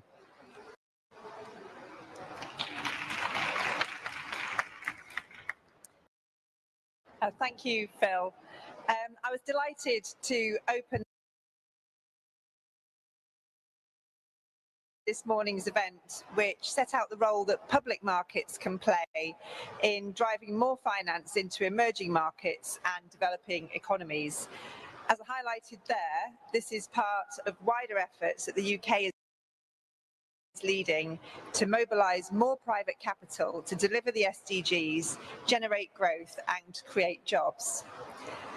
Alongside the Economic Secretary to the Treasury, I recently convened a new task force that brings together several major UK-based institutional investors and government to take action to scale investment flows to EMDEs. We're also working with the UK DFI, British International Investment, the Private Infrastructure Development Group and Financial Sector Deepening Africa to build strong local capital markets and the pipeline of investable deals. However, when we think about mobilising more private capital, we must also focus on public markets around the world, which are home to about 90% of institutional investors' portfolios of assets. The video you're about to see will show that $255 trillion, the scale of global public markets, outstrip the value of investments in private markets 20-fold.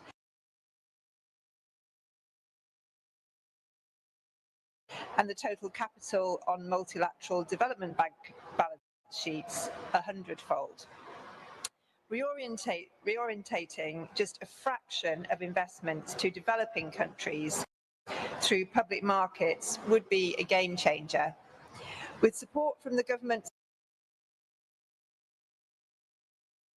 of Norway and Switzerland, the UK's Mobilist programme has developed public markets transactions that can be replicated and scaled by providing catalytic equity investment.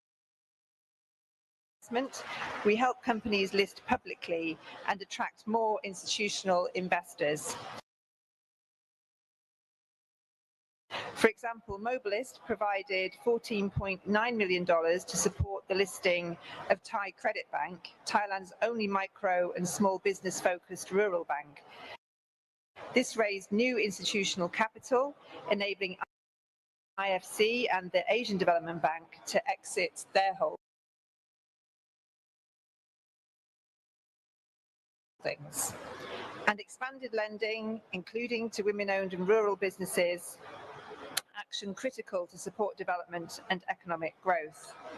To take this agenda to scale, the UK and several partners are launching a Sevilla Platform for Action on public markets mobilisation for development. And we're delighted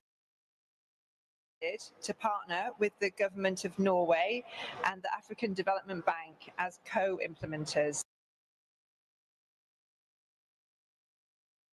as well as endorsers, including the government of the Philippines, co-host of this morning's event, and BII, the governments of Switzerland, the Netherlands, and New Zealand, the Inter-American and Asian Development Banks, and the Centre for Development Finance Studies.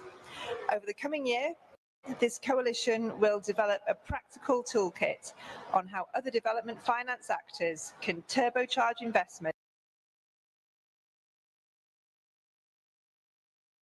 through public markets to deliver the SDGs.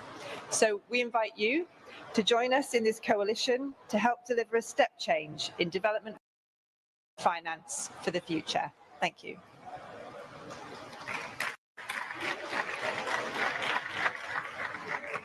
Great, thank you, Minister. Before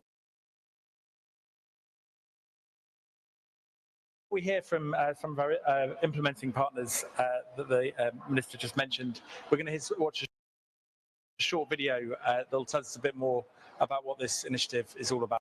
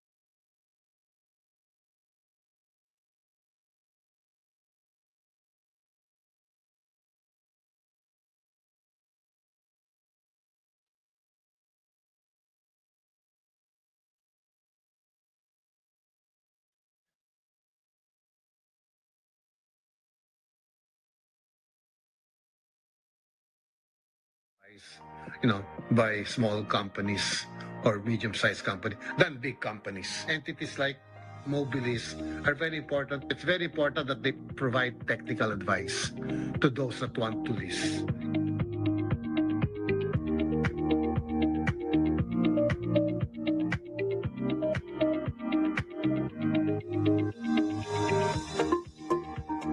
With the support of Mobilis acting as an anchor investor, InfraCredit was able to raise an offering and attract, pension funds as equity investors into the company. This investment strengthens our capital base and enables access to financial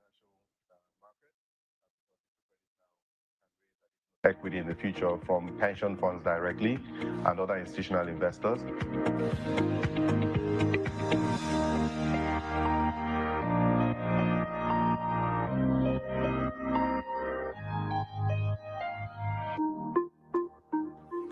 It is important for our local market to be able to attract international institutional investors.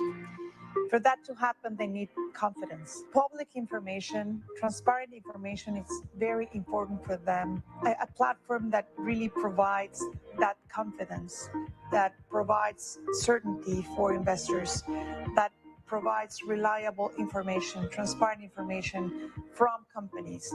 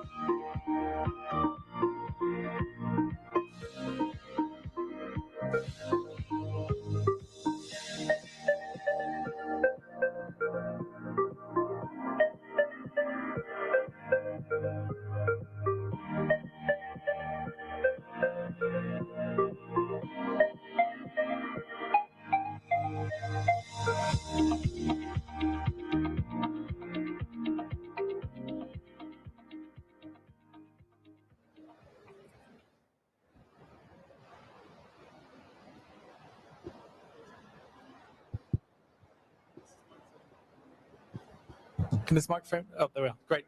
Super. Right, I'm connected. Look, it's fantastic to be joined on stage today by two of our co-implementing partners for this initiative. So we have Ahmed Atut from the African Development Bank and Hege Harland from the Government of Norway.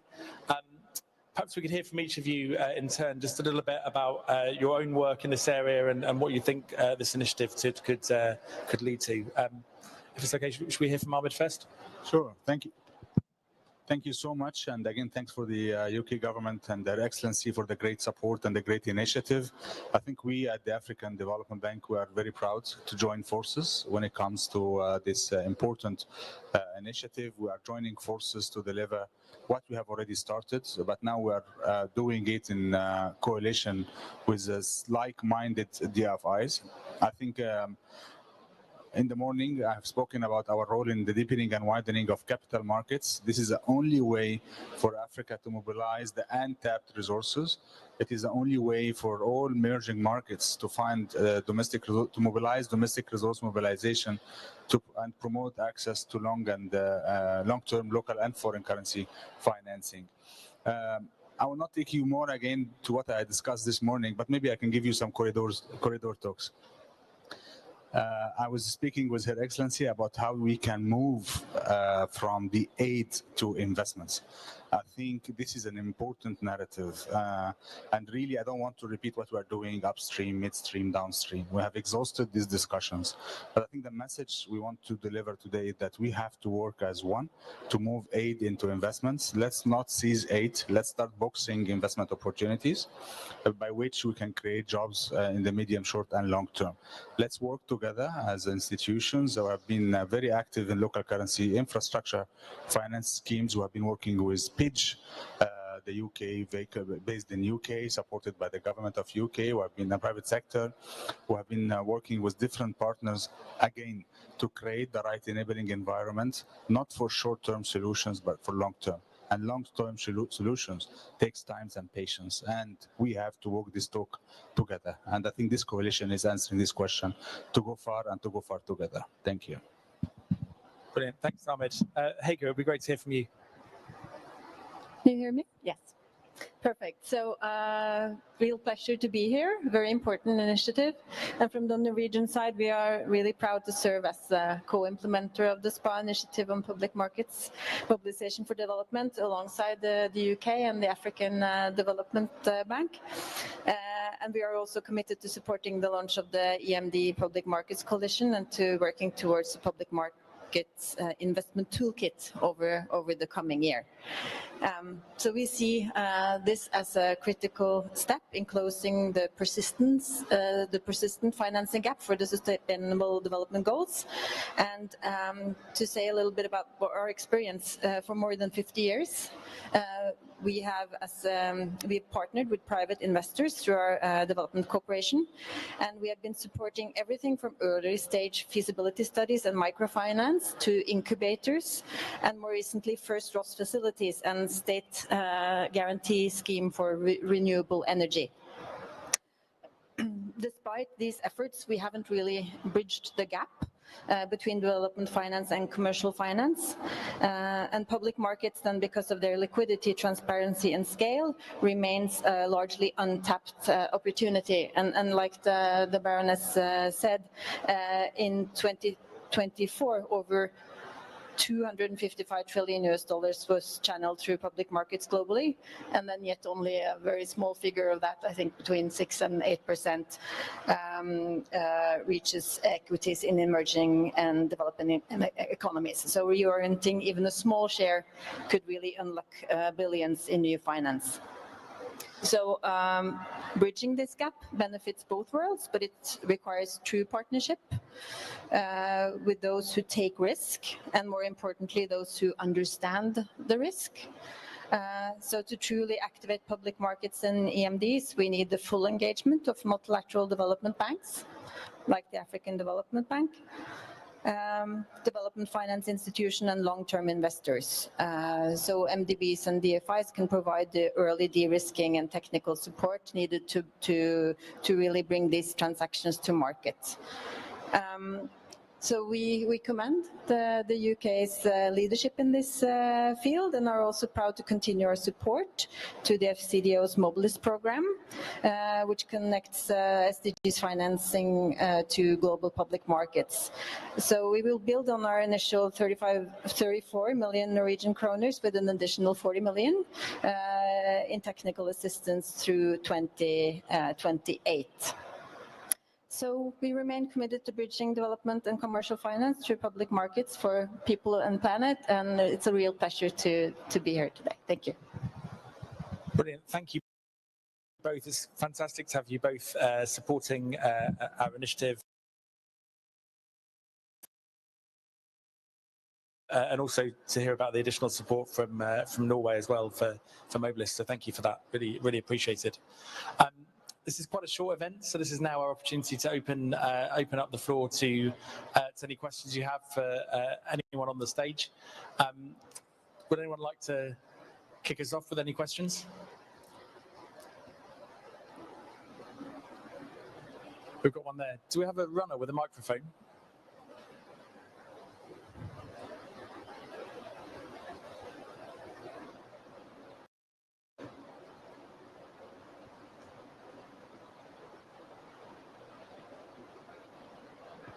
Hi, good afternoon.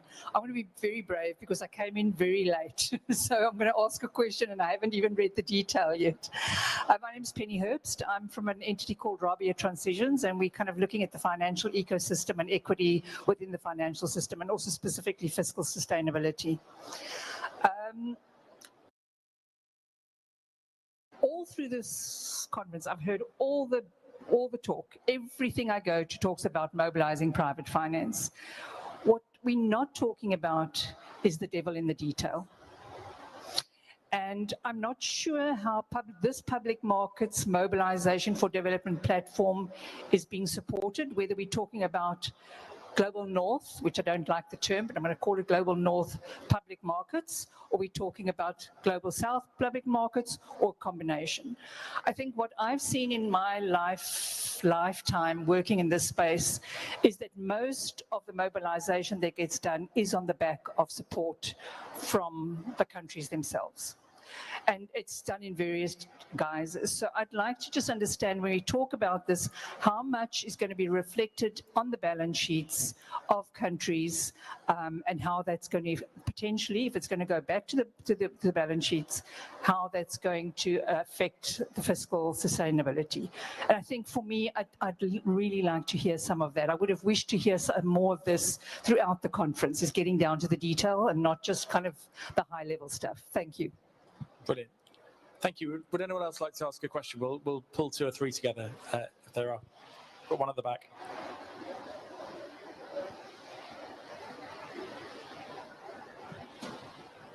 Many thanks. My name is Sandra Martinson from Bond in the UK.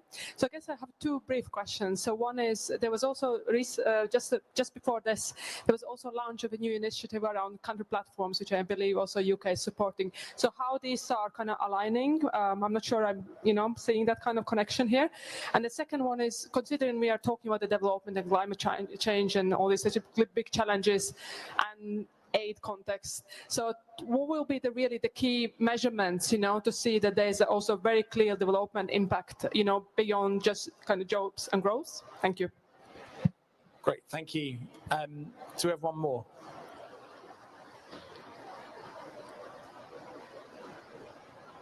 No? Okay, in which case, to any of our panelists, perhaps the African Development Bank, would you like to come in on the impact point? Sure. Thank you. Thank you so much. I think there are 2 questions. One is about the talk, not the walk. I think that's a very valid question. I think I will take it briefly. So please rest assured that we are now walking the talk. Walking the talk in terms of doing real operations that is not raising the debt of the governments. And this is primarily through the private sector. We are pushing private sector to do the role of the state-owned enterprises gradually, slowly but surely. Many of the transactions that we have been doing recently, especially in the infrastructure credit enhancement facilities, has been outside the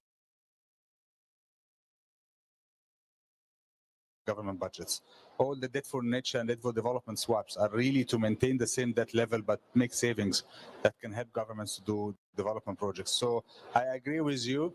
When there is too many sessions parallel running, I was myself confused, so I agree with you. But within these discussions, you hear more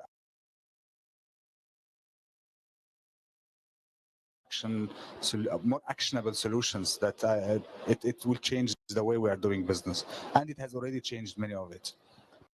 The second one on the impacts, I think that's a very important question. Impact is not only about the jobs. I can't remember where the question came from. Yes, it's not only about the jobs. Jobs is primarily what we are really trying to do, because without jobs, you have the youth who are in anxious situations, creating some unfortunate situations in many regional member countries. And here I'm speaking in the case of the African Development Bank. It's famous how the youth is important. But now we actually moved into green type of projects. We're moved into climate resilience, CO2 emissions, women in business, megawatts produced. So it's really a holistic impact monitoring and the evaluation platforms that we are doing. And again, it's not talk, it is actionable dashboards that are contractually binding to the borrower. I wanted just to add to this. And any breach of this kind of development outcomes resulting from the misuse of proceeds is an act of default, and it's not in the interest of anyone. Thank you. Brilliant. Thank you. Hege, I know you need to leave us. Did you want to say anything on those issues before you left, or anything else about the future? No? You're okay. Thanks so much for your participation. Really appreciate it.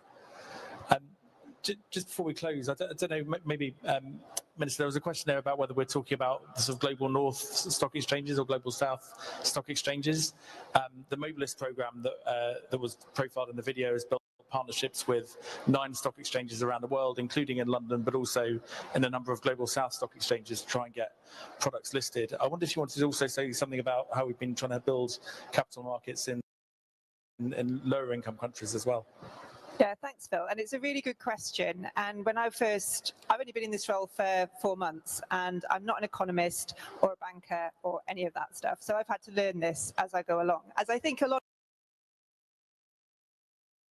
of us are, who've been interested in development for a while, this is a new way of thinking about things.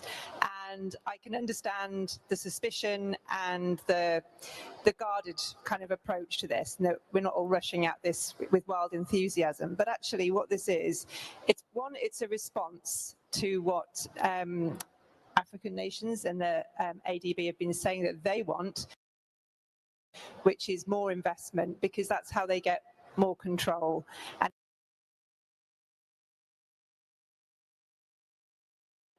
there are investable opportunities in countries in Africa that can't attract that money, even though the money is there looking for somewhere to invest. So there's something that's gone very badly wrong there. So one of the things we need to do is get the information and the data about risk and kind of to familiarize investors with those possibilities. The point about is this going to be money that comes from companies listed in London and going to spend it in Africa. Actually, what we've done, that we've supported this, but the Ethiopians now have a stock exchange because they recognise that this is the way to get more money into the places that need it in a way that they're in charge of, that they can see, that's homed where they are. And I think this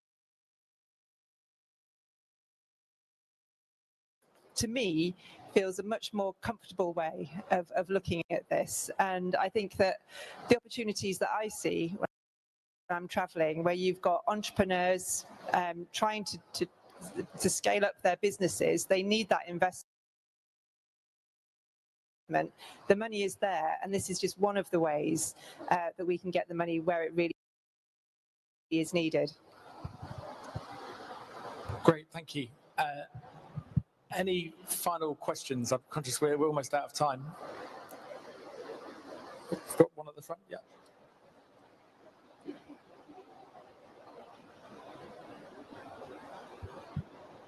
Hi, good afternoon.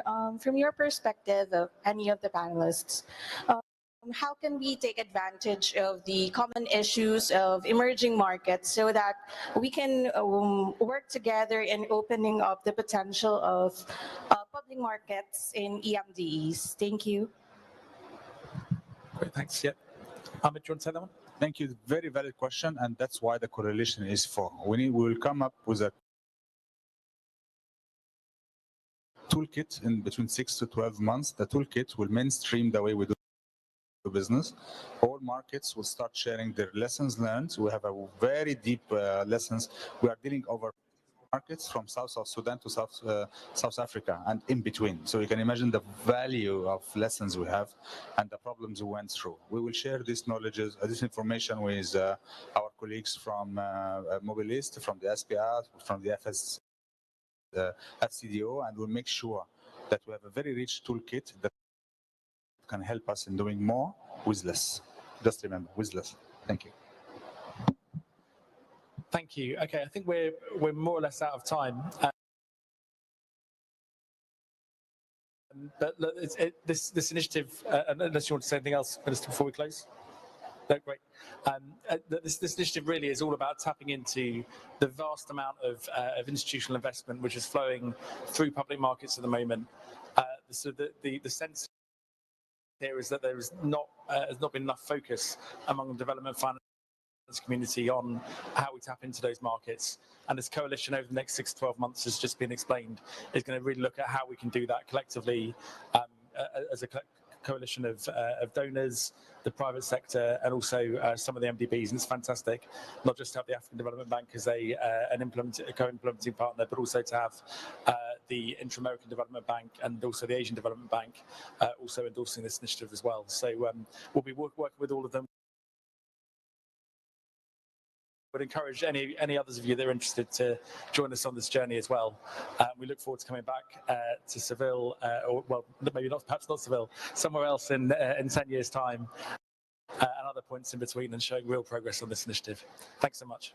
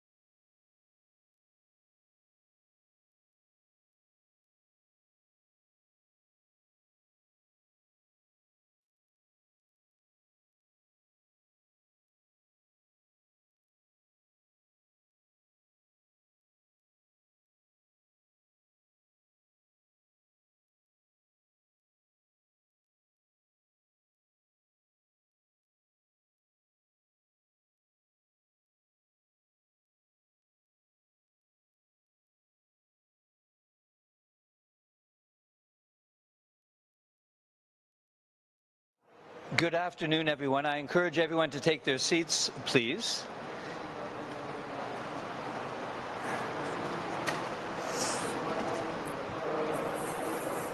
Thank you, everyone, for coming and starting. My name is Chris Clubb. I'm from a group called Convergence Blended Finance. And in this part of the Sevilla Platform for Action, we're going to be kind of announcing two initiatives. A press release from one of the initiatives can actually be found at this QR code if you want to scan it, the first initiative. I'm going to be asking my colleague Julia from the OECD to come up and actually talk about the second initiative, but I'm here to primarily talk about the first initiative and then moderate some of our great not guest speakers, but speakers over the course of this session. So once again, that's the QR code for the press release for the very first initiative that I'm going to be speaking to. So we're presenting two initiatives here. My name is Chris Clubb from Convergence. I'm presenting the first initiative. And at the core of this initiative is, if you have not read the outcome document yet, there is great content in the outcome document about what the development community calls blended finance and private investment mobilization.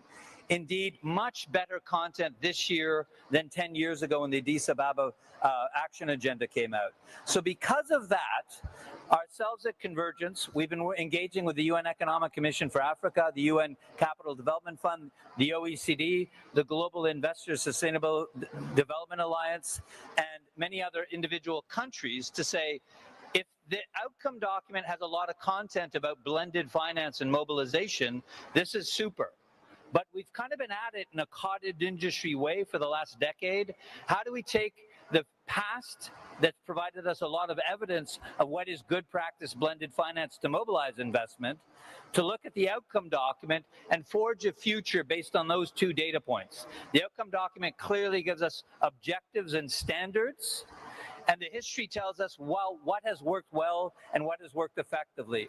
And I just want to remind everybody, at the core of a quality, at-scale, blended finance action plan or mobilization action plan needs to understand that in general, there's not enough private investment in the countries themselves and flowing to those countries. I'll give you an example.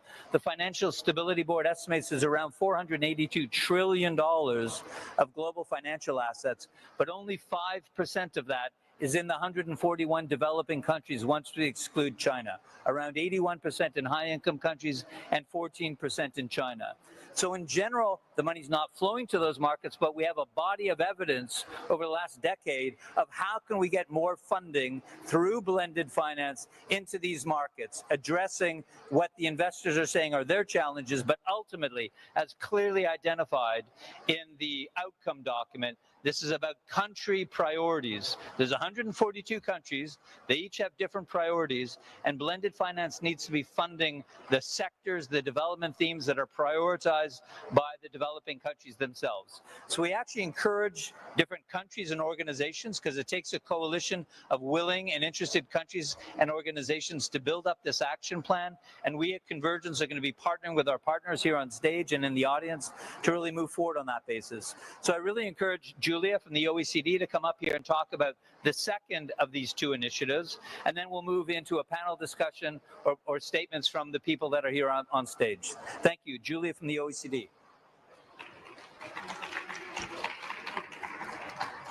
Thanks very much. And as you've heard over the last couple of days, a huge amount of focus on private finance mobilization. But as Chris just said, we're too small, we're too bespoke, we're not at scale. So the OECD has developed a method to measure this. We have a dashboard online that goes back to 2012, and that shows you that basically it's grown steadily in the last decade, but we were still at 70 billion in 2023. And it's not just the amount, it's where it goes. So 50% of the amounts mobilized between 2020 and 2023 went to middle-income countries, and only 12% went to LDCs. So we need to move to scale, and we're trying to move to scale because we're trying to break the vicious circle where less transactions in LDCs leads to less transactions because there's less data and there's less confidence. We also want to move to scale because it's moving to scale that builds sustainable markets in the countries that we're working in, and that's what we want. So our initiative's about what's the concrete steps you need to get there, and it's about bringing the main players together. So in this case, we're bringing together the the DAC providers. We're bringing together emerging markets and developing economies together with bilateral DFIs, notably working with the Association of European DFIs, to get to the nuts and bolts of what does better coordination look like? What does it mean? How can we co-create and get a better idea of what would standardization of approaches look like, of products? And that matters because the more you standardize, the easier it is to work together and the easier it is for countries to work with you and the less costly for them. So that's the first part, is having a dialogue that actually gets people on the concrete steps of working together. The second part is the evidence base, harvesting this knowledge about what do we know about what works, because different things work in different contexts at different times, and what do we know about what hasn't worked and why. So this will be 4 sort of areas. What we can learn from the past. What have we seen about the barriers that have arisen? How can we get at those? How do we prepare for the future? What are the new ideas that are out there that would allow us to take a different approach, both in terms of practices but also incentives? What does reform look like? How do you get there on a strategy? And lastly, some concrete actions that lead to change. And what can we do to help DFIs work together more, to do more individually in mobilisation, and to work more with the MDBs as well. And underpinning all of this is the investments in the data that changes that risk perception in countries and makes things move together. So this will all culminate in a policy action plan with some milestones through 2027 about a collective definition of priorities and steps. And as Chris mentioned, this is all part of the ecosystem that we're trying to build to lead to actual improvements in private finance mobilisation in countries around the world. Thanks. Thank you very much, Julia. So we're going to talk about these 2 initiatives in 2 groupings of speakers. And our first grouping of speakers here are on the screen here. We've got Executive Secretary Gatete from the UN Economic Commission for Africa. We've got Pradeep from the UN Capital Development Fund. And we have Marissa from Standard Chartered. Just really want to applaud, especially Standard Chartered. They've done a lot of activity over the last 5 to 7 years in the GISD Alliance, the Global Investors for Sustainable Development Alliance. They're one of the very few private investors that have been very involved in this from the outset, and ultimately we're working with them to ensure as we begin to mobilize through blended finance, we're creating assets or investment opportunities that meet their requirements, but ultimately get into the projects, the development themes, the development sectors that really matter most from a country priority perspective. So with that, I'm going to pass the baton over to Executive Secretary Gatete, and then we'll go to Marissa, and then we'll go to Pradeep.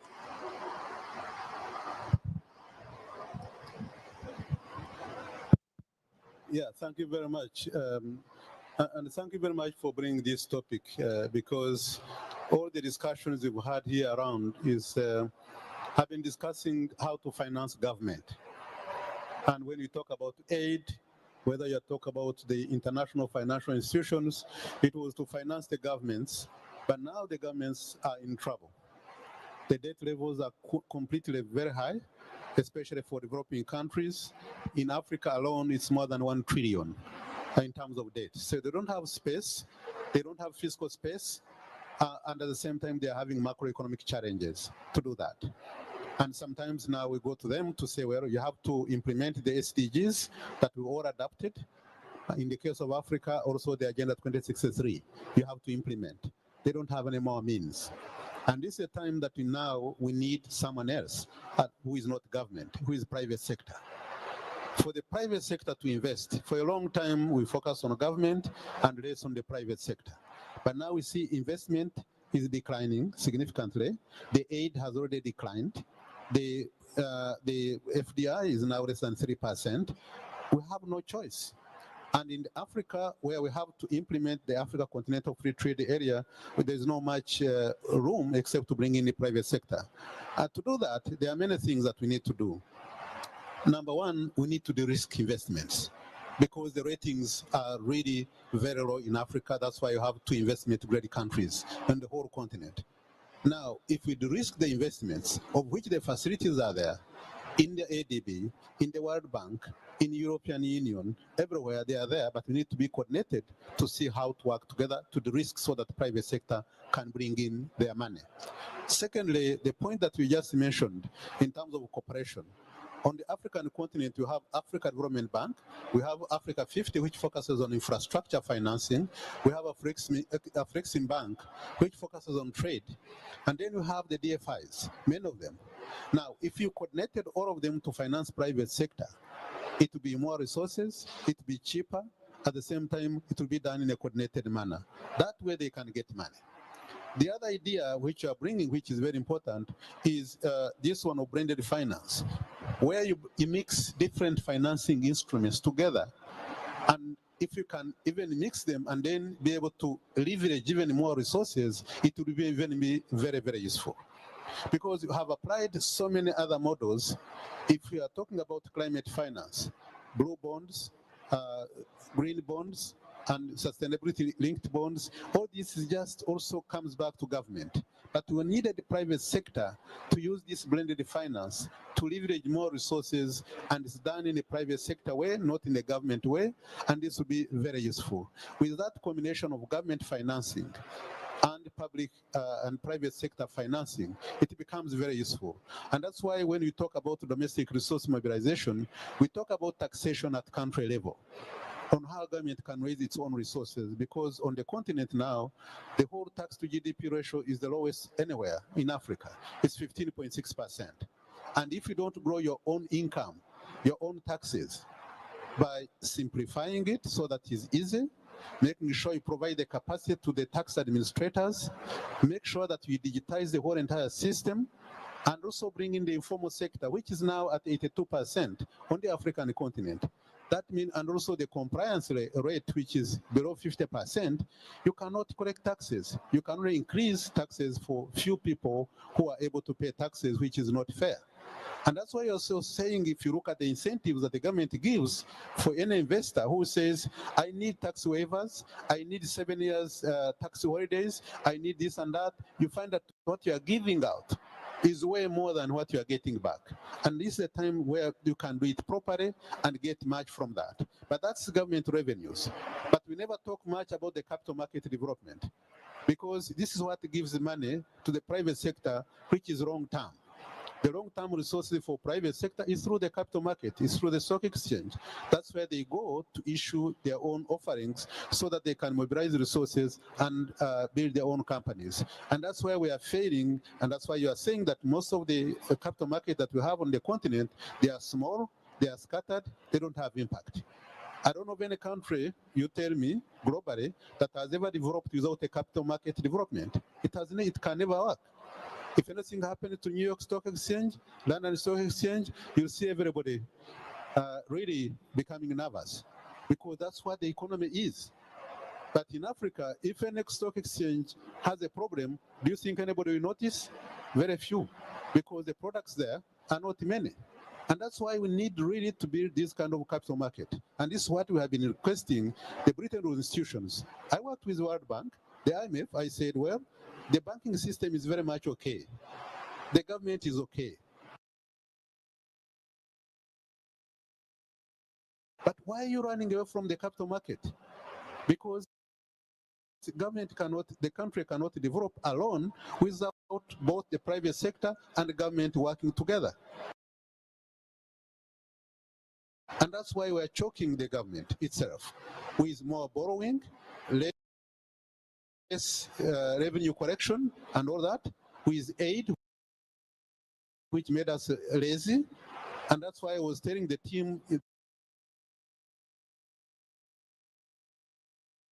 the other day that usually in our own countries, when you have an IMF program, if IMF is in town, everybody will know. All the ministries, government, but if a rating agency is in town, nobody will notice, because they don't come with money. But with IMF program, you know, donors will give you money, others will give you money, and because it has been done for a long time, then we become so lazy that we didn't develop even our capacity for credit rating. And that's why we see that when now you are borrowing and the situation has become so tough, Then we found that the concessional resources are no longer available, and at the same time, you have to go out to borrow from the private sector. To do that, they look at your credit rating and they say, oh, okay, I'll pay you at more than 10% interest in foreign currency, in dollars, in euros, and that becomes very serious. That's why the combination of the debt between private sector loans, which now has gone up significantly, and other concessional loans. Concessional loan is now a small percentage. And that's why it's becoming very complicated in terms of dealing with this issue. And there's no solution because the European, the G20 common framework is not working properly. There's a lot of things that needs to be fixed,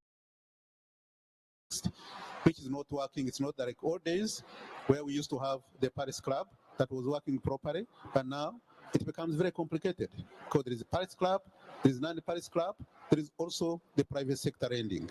How do you bring everybody together on the same table and discuss how to address the issue of debt? So that's why it becomes very complicated, and that's why we need private sector today more than ever. Maybe I can stop here, but if there are any questions, I can come back.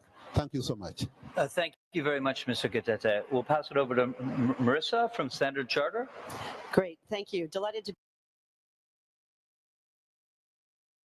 be here, and thank you very much for the kind compliment, Chris. I think you named us the most active bank in blended finance, which actually hopefully helps us to help attack this problem that that was so eloquently put forward.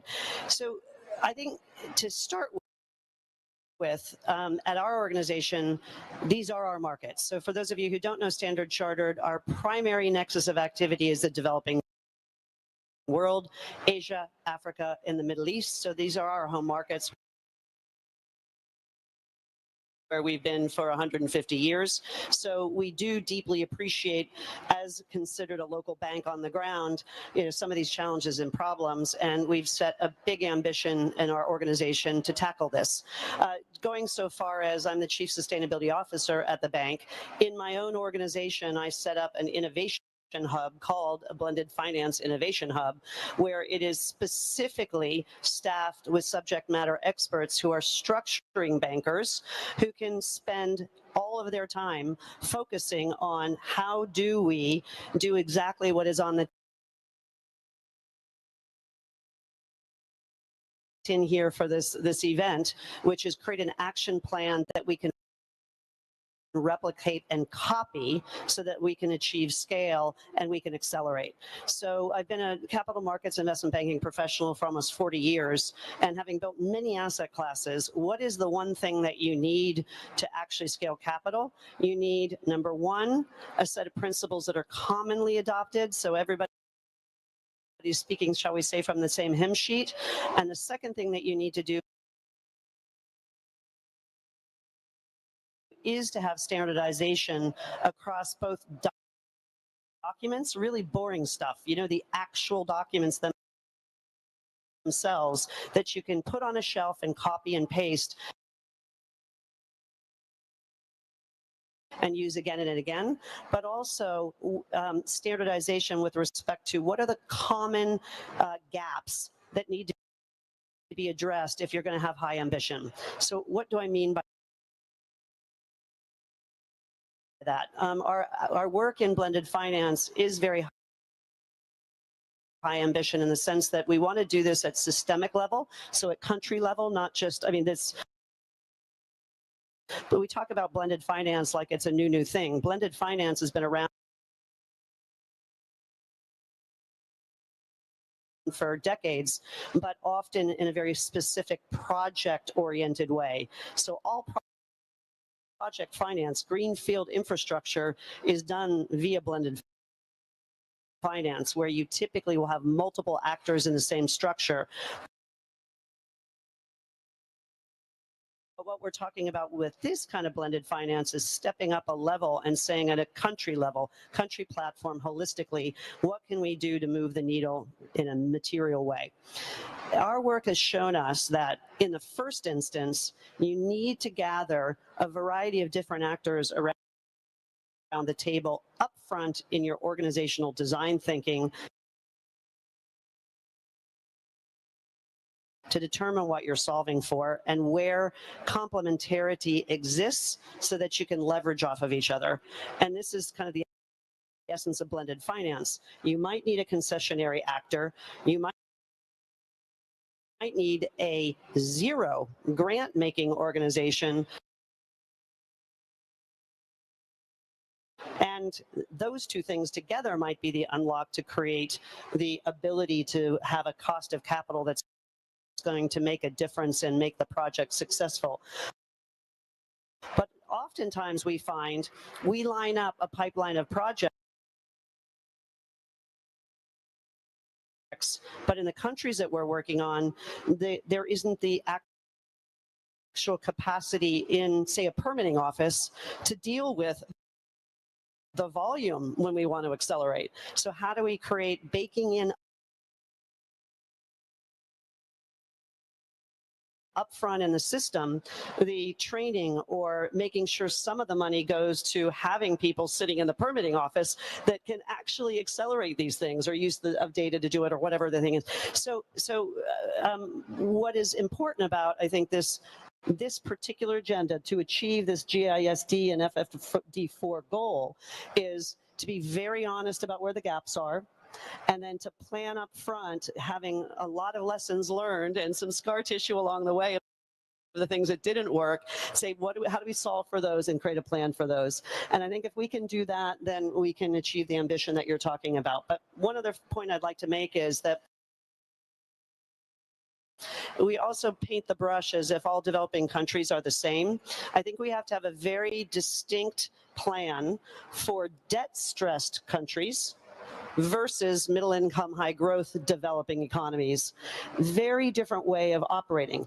If the entire fiscal budget of a debt stressed country is going to service debt, the first thing we need to do is restructure the debt so that we create the capacity to manage a capital structure. If we're talking about a different type of economy that has a high ambition to deliver development capital and accelerate prosperity investment in the people and other objectives, that will start with a different set of actors and come from a different starting place and have a different cost of capital. So I think if we can, again, in our roadmap say, who are we starting with as our underlying client or beneficiary in the first instance, that will help us accelerate from the get-go. Thank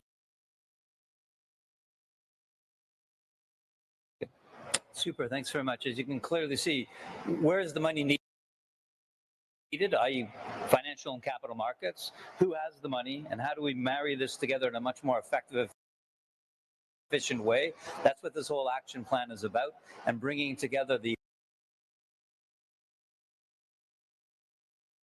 main actors in a coordinated, collaborative way.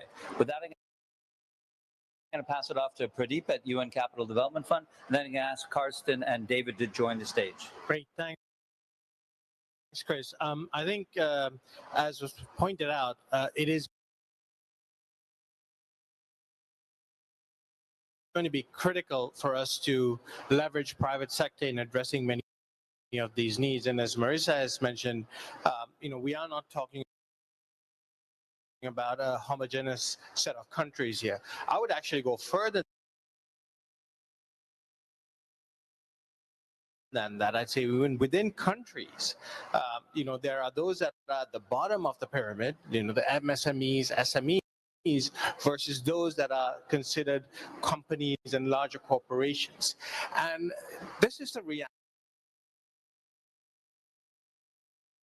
in the world today. Private capital does do somewhat of a job, as we've talked about, getting to some of these countries. But when it comes to the poor, those at the bottom of the pyramid,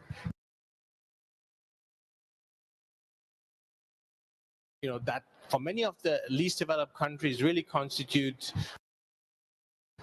MSMEs, SMEs. Nearly 90% of all economies are constructed that way. There is a serious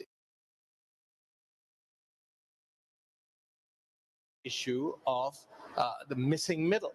Capital simply does not flow there. So we believe that, in fact, this compromiso de Sevilla is actually a historic moment where it has been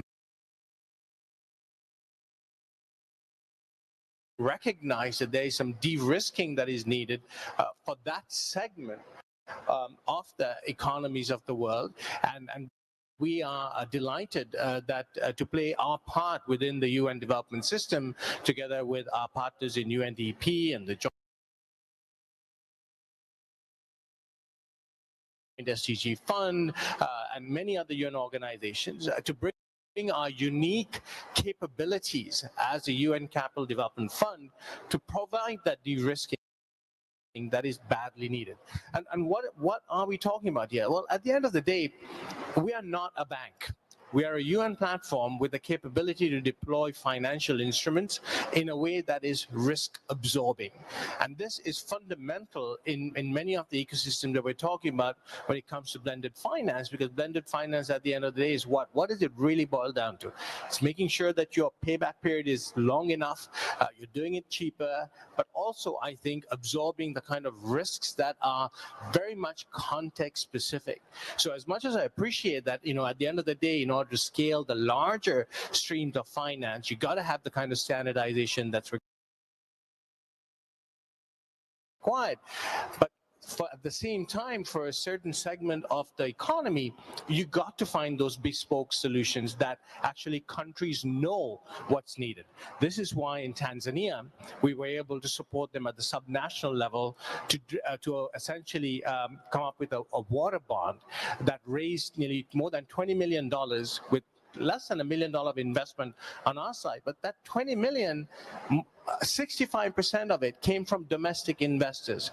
And guess what? It was all in local currency. And what did the government do?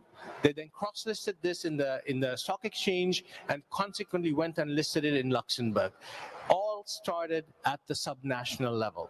And when we started this initiative, everyone said, don't do it, you're going to lose a lot of money. So because the perceived risk was too high. So unless we channel these sorts of innovations, we're not going to get far. And we need to unlock and demonstrate the potential that some of these economies are not as risky as one perceives. And with the right type of risk-absorbing instruments, you can lower the risk that is actually pervasive. Another example is in a conflict country, we deployed a guarantee for $1 million. This was in an environment where the default rate was more than 90%. Well, guess what happened? With that 1 million guarantee, we were able to unlock 9x. Still a small amount, but it created 8,000 jobs for SMEs and MSMEs. And moreover, it demonstrated that the actual risk was not 90%, it was actually less than 20%. And this is where you need to start with some of these economies. You need to demonstrate the power of potential and then use that as an opportunity to essentially provide the kind of de-risking that deepens the financial sector, that broadens it wide enough that then you're able to come in and pave the way for the larger development finance institutions, the MDBs, to come in where the risk profile is very, very different. So we're delighted at UNCDF to play that role, and we are listening to countries in terms of what needs to be done and working with many of you to take this forward. You're such a beautiful partner, right? Because you can start with these small scale, local, subnational, you can pilot, you can test, you can prove the thesis. Then he can come to me and I say, how do we take that, copy it, paste it, tweak it, grow it, make it big, make it country level, and solve his problem. So there's your wrap up. That's a wrap up. Super. With that, I would really like to invite David Cooper and Carsten Starr up onto stage. While they're coming up on stage, Carsten is actually the Development Assistance Committee Chair, i.e. he presides over or supports the 33 countries allocating official development assistance. And David represents the Association of European Development Finance Institutions. I think there's 16 in total. And I really want to applaud the European DFIs because they do a very good job of deploying equity in these developing countries, helping us overcome the FX debt burden that's very prevalent. With that, I'm going to pass the baton over to Carsten from the OECD. Are we on here? Yeah, thank you very much. Thank you very much, Chris, and thank you for the opportunity to be here. I'm in the lucky situation that I don't have to choose between those two initiatives because we're supporting both of them. So it's a very comfortable situation to be in. My point here is maybe to go back a little bit and look at the overall global economy as we see it right now. It's a time of frustration. It's a time of uncertainty. It's a time of unpredictability. It's not an easy time to be any country in the world, and of course, especially not a developing country with a significant growth potential, but also a number of obstacles that prevent that growth potential to flourish. We are looking into a situation where concessional finance, ODA, other sorts of concessional finance is going down. OECD put out numbers last week that talks about a decline in ODA this year from DAC members, the 33 members of the DAC, of between 9 to 17%, on top of decline last year too. It's a prediction. It may be slightly wrong, but it's basically based on what members themselves tell us about their plans, or what we can look at from public accessible sources. So development cooperation, development aid is going down significantly compared to where it was last year and especially 2 years ago. The world is changing. And ODA is, for reasons that are well known in terms of new threats and new securities situations in parts of the world, not least in Europe, there are pressures on budgets and so on. So the question comes up, how do we make sure as donors, and I represent donors here, that the monies that we have, it was $212 billion last year, it'll be less this year, but still a substantial amount of money. How is that money actually invested in the best possible way? Fundamentally, it's a decision from each and every donor to decide on the investment of their own ODA and their own concessional finance. But what we can provide in the DAC is a common discussion, a common framework, some kind of analysis and the clearinghouse, more or less, to where donors can test and can be inspired by each other. So some kind of convening place for donor collaboration. What we can see is that there is a growing interest on blended finance. That's very, very clear. And it comes out not only from donors, also from the meetings we have at this juncture with partner countries, that there are clearly a growing interest on tapping into development blended finance instruments and to work on that basis. It's very clear that at the same time we come back to the Addis Ababa from billions to trillions 10 years ago, and that has basically been kind of a headline on, yeah, you made promises last time 10 years ago, now you make the same promises, what's going to change, and has things changed? My point here is that, yes, things have changed in the sense that I think we have developed a lot of good, sound knowledge on how things work on blended finance instruments. But what is now the challenge is exactly what Chris was alluding to at the first. How do we take to scale? How do we standardize? How do we de-risk? How do we cooperate? All those big issues of moving to scale is now what are the pressing points. And that's where we rely on both initiatives here to move forward on that, and rely on good partners to push that agenda as far as they can. Standardization, cooperation, I think that is basically the messages across that field. And if we succeed on that, we will be able to move maybe not to the trillions, but at least to the several more billions than we have been in the past. So that's one point. The second point is that this is a drive. This is across the all developing countries, but at the same time, Pradeep made that point. It's much more difficult in countries of extreme fragility, in conflict-affected countries.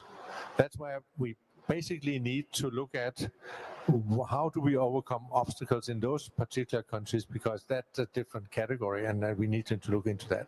But my third and final point, I can see Chris is a bit impatient on there, but my third and final point is that while we are moving forward and while we try to move the needle on blended finance, and especially to mobilize better cooperation also between the DFIs and partners, it's also impossible to keep an eye on the enabling environment. When we look at it, what is preventing companies from investing, often shortfalls, obstacles in the enabling environment. How do we overcome that? Technical assistance capacity building is one of the instruments. ODA is one of the financing of this. And the third and last point is, do not forget that we still need a lot of investment in human capital. It's good to get blended finance. It's good to mobilize private investment and private sector, but we also need to do the basic investment in health, in education, and in social protection in order to maintain the value of human capital, which of course is one of the foundations of these countries moving forward. Thank you. Thank you very much, Carsten. And David Cooper from the Association of European Development Finance Institutions. David? Yeah, thanks a lot, Chris, and thanks so much for the invitation to be here. Thanks for your good words, Carsten. EDFI, the European Association of European Development Finance Institutions, consists of 15 members with the total value of our assets under management is around 60 billion at this moment. And for us, this agenda around mobilization is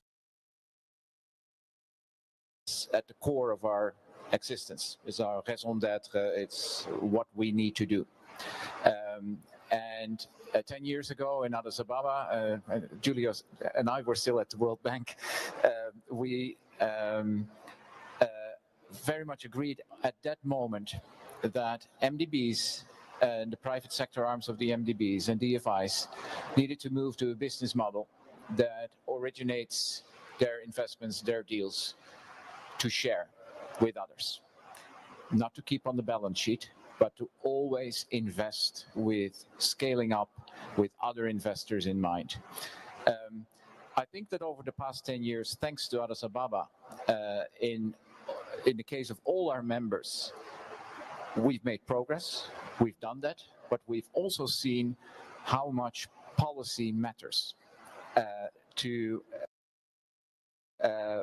what we now here in Sevilla call to break the barriers to mobilization, break the barriers to private investment. But we actually do not no longer want to talk about barriers so much, because if you look at the key barriers to mobilization, and this morning we had a session here where we defined 3 categories of barriers to mobilization.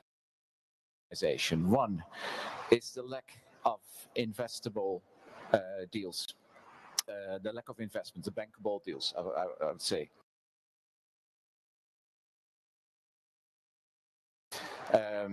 2, big barrier is the complexity of regulatory frameworks. 10 years ago in Addis Ababa, we talked about regulatory frameworks in terms of the frameworks in recipient countries. They needed to be built up. That's we found out in the last 10 years, it's our frameworks.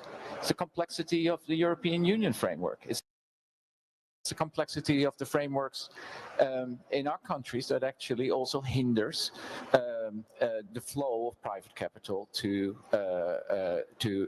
emerging markets and developing economies. The third barrier that we identified, I should say category of barriers, is data and transparency.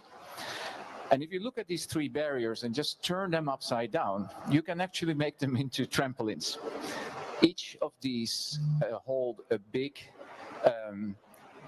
promise to accelerate our work and our investment. If you look at the barriers, not as a barrier, as something that hinders, but rather as something that connects us to emerging markets. Think of market creation. The lack of bankable deals, if you define that in terms of market creation, you come to the conclusion, okay, you do need to be local. You do need to work with local capital providers, with local capital markets. And when you do that, you do not only create bankable deals, you help create bankable deals. What you also do is you build capacity. You use the system locally, you build capacity. And that's an enormous, has an enormous accelerating effect. Complex regulatory frameworks, same way. It's a trampoline if we all accept, and this is a bit of a higher level issue, and I do not want to get into this rabbit hole of regulations, but just one thing, if we all accept the principles of interoperability and the importance of global standards as the backbone for regulatory frameworks, we can actually help countries devise regulatory frameworks that that are conducive to investment from our markets into emerging markets and developing economies, and it becomes then an asset. It becomes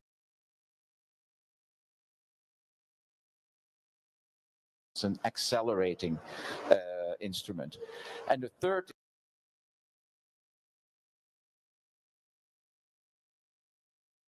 data and transparency, and what I often see not only in policy circles but also in the financial world, everyone thinks that money makes investments. It's not the case. It's not money, it's information that drives investment. We're talking about the credit rating agencies. We're talking about how do we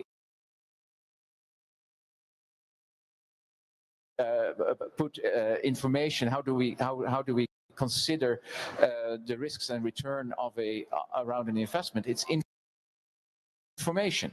If you're not transparent about it, if you're not transparent about your market, you're not going to invest. We need to help use that barrier as a trampoline to accelerate. Now, to come to my point, we need policy makers to help clear these barriers, or rather turn them around and make them into trampolines. And what better policymakers there is in the heart of the current development finance architecture than the OECD DAC. Karsten called them donors. We call them, I mean, it's like many faces, right? We call these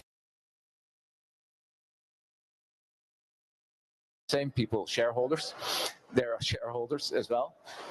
And we hope that by bringing this agenda to them in a collective way, an open discussion on policy, an open discussion on how we can do transformation, that also the OECD DAC members see their own transformation from donors to investors, from donors as shareholders that are also shareholders of DFIs to investors that need to be to help accelerate private investment in emerging markets and developing economies. So we hope really that this action plan has this catalytic effect on all of us, and a transformational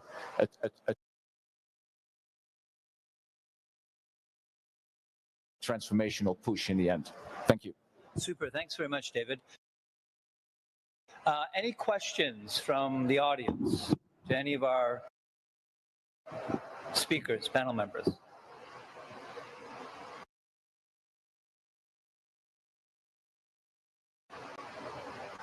Anyone want to volunteer to ask a question? Maybe then I'll ask a question of Executive Secretary Gitete.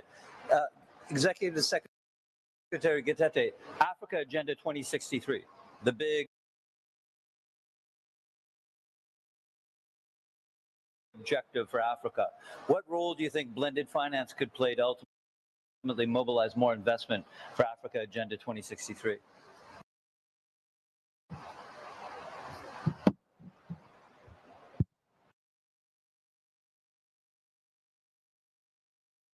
See, we are tied to telephones. I was going to answer using the telephone, but yeah. Thank you so much. African Union and African heads of state have designed their agenda for 30 years, the Agenda 2063, for 50 years, sorry. And now they are in the second phase of implementation. There was the first 10-year program that is completed. Now we're into the second one, and they have 7 moonshots.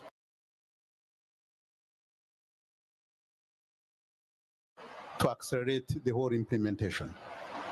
And to do that, they also established the Africa Continental Free Trade Area so that Africa would become one market. It started with so many regional economic communities. There are 8 of them. You find one in Southern Africa, SADC, East African Community, COMESA, ECOWAS, there are so many. There are 8 which are official that are known. Now, they created a common market within the areas of their region. And now, learning from that kind of experience, we are now bringing it to the Africa continental level. And we are now building the blocks that are needed. The different protocols, the infrastructure that is needed, the investment that goes beyond the country, and that's what we call the regional value chains. We have identified 94 regional value chains across the continent, which is possible from minerals to agriculture to all other areas, even including beef value chain for countries like Botswana and Namibia that export to European market. And so forth. And we are seeing there is a value there. So we as the Economic Commission for Africa, we are packaging those kind of possibilities and then bring in the private sector. And then bring in other partners like, of course, Standard Chartered. They used to have a lot of money, but now it must be bigger than the money I used to see, to come in, and then the risk. And that's why the IFC, the World Bank, the African Development Bank becomes so critical. You say, bring your de-risking instruments so that we can de-risk these investments then bring in the private sector to invest. You don't expect the government to be the one doing the whole investment. We have done some studies, for example, the DRC, Zambia, for electric vehicles and batteries, which we are now working on to see how it can benefit even in Morocco, which is into automobile and the rest of it. And then we're also doing, for example, agro-processing zone between Zambia and Zimbabwe, so that you could have one place, a special economic zone, where you can have industries that can add value, that can be given certain incentives and the risk. And then you can supply food to the rest of the continent and abroad. And to do that, it requires the private sector to build those kind of industries.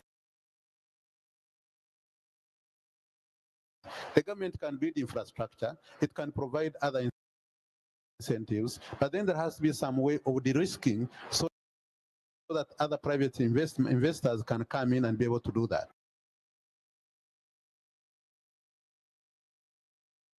And that's where the blended finance would come in to support the different entities. How, because when you look at this, we are not only looking at the big people, at the big companies. We're also looking at SMEs. We're looking at microfinance institutions, which are also linked, which can benefit from that kind of ecosystem. And we are doing it across the continent so that we can help other countries. And we believe this kind of partnership will become very important. I'm just really glad that you are talking about private sector for the first time, because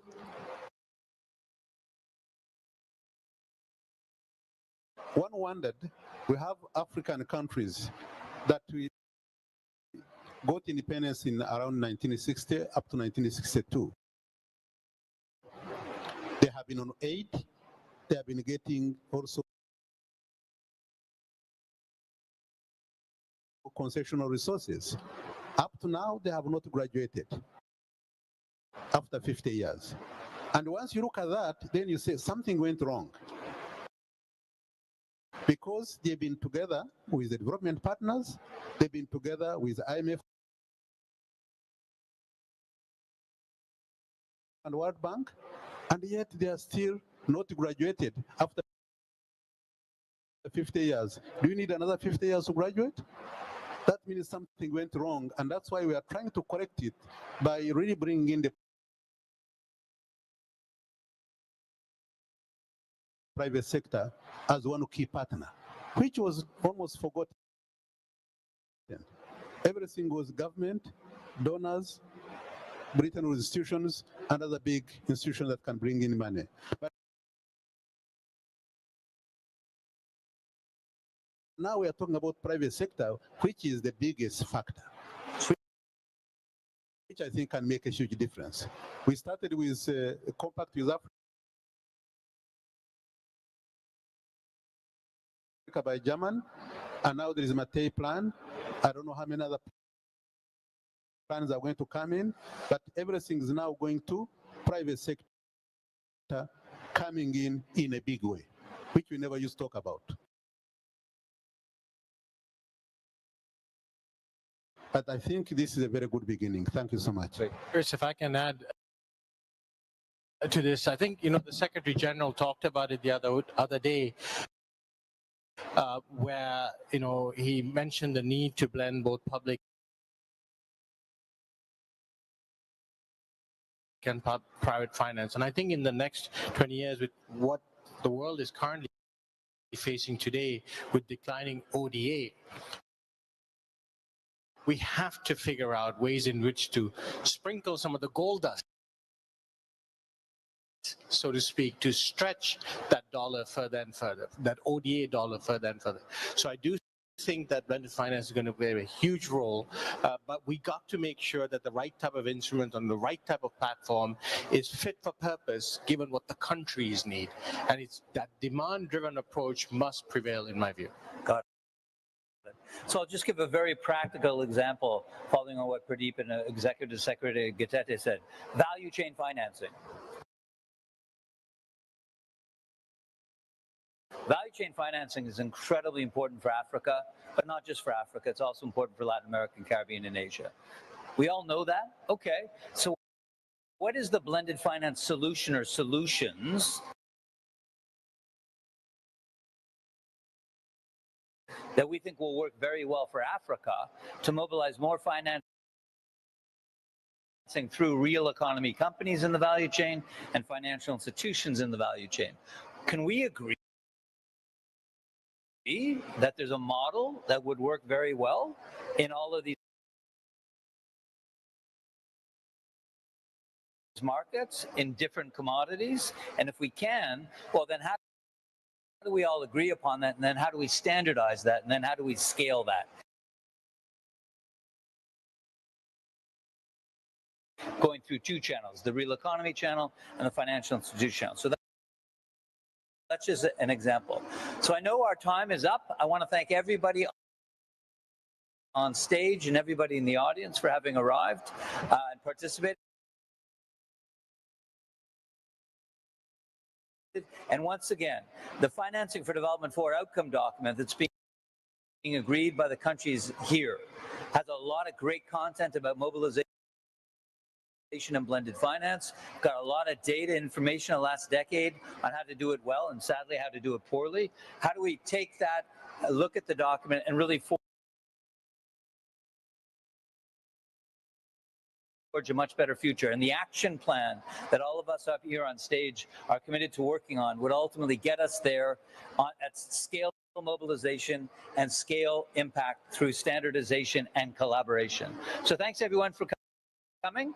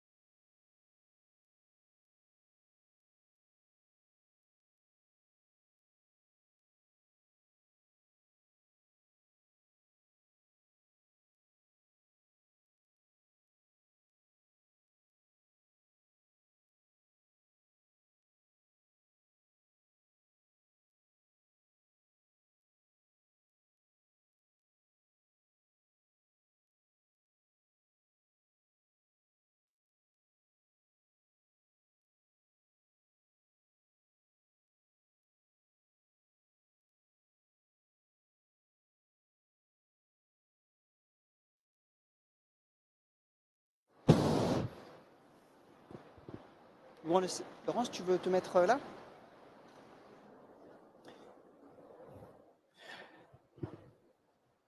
Thank you. Yeah. Madame, does it work? Yes, it does. It does. Elle vient pas sur le Frau Hoven. Oui, oui.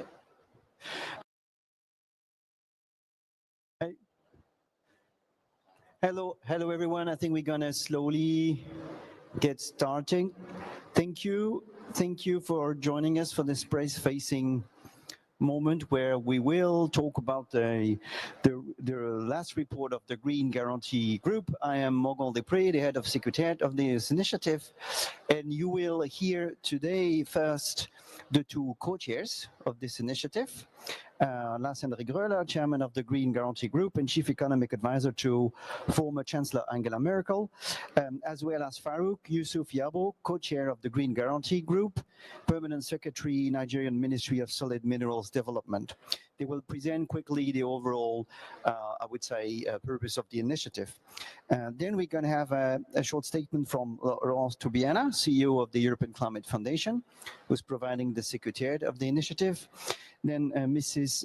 Ingrid Gabriela Hoven will detail a little bit the recommendations.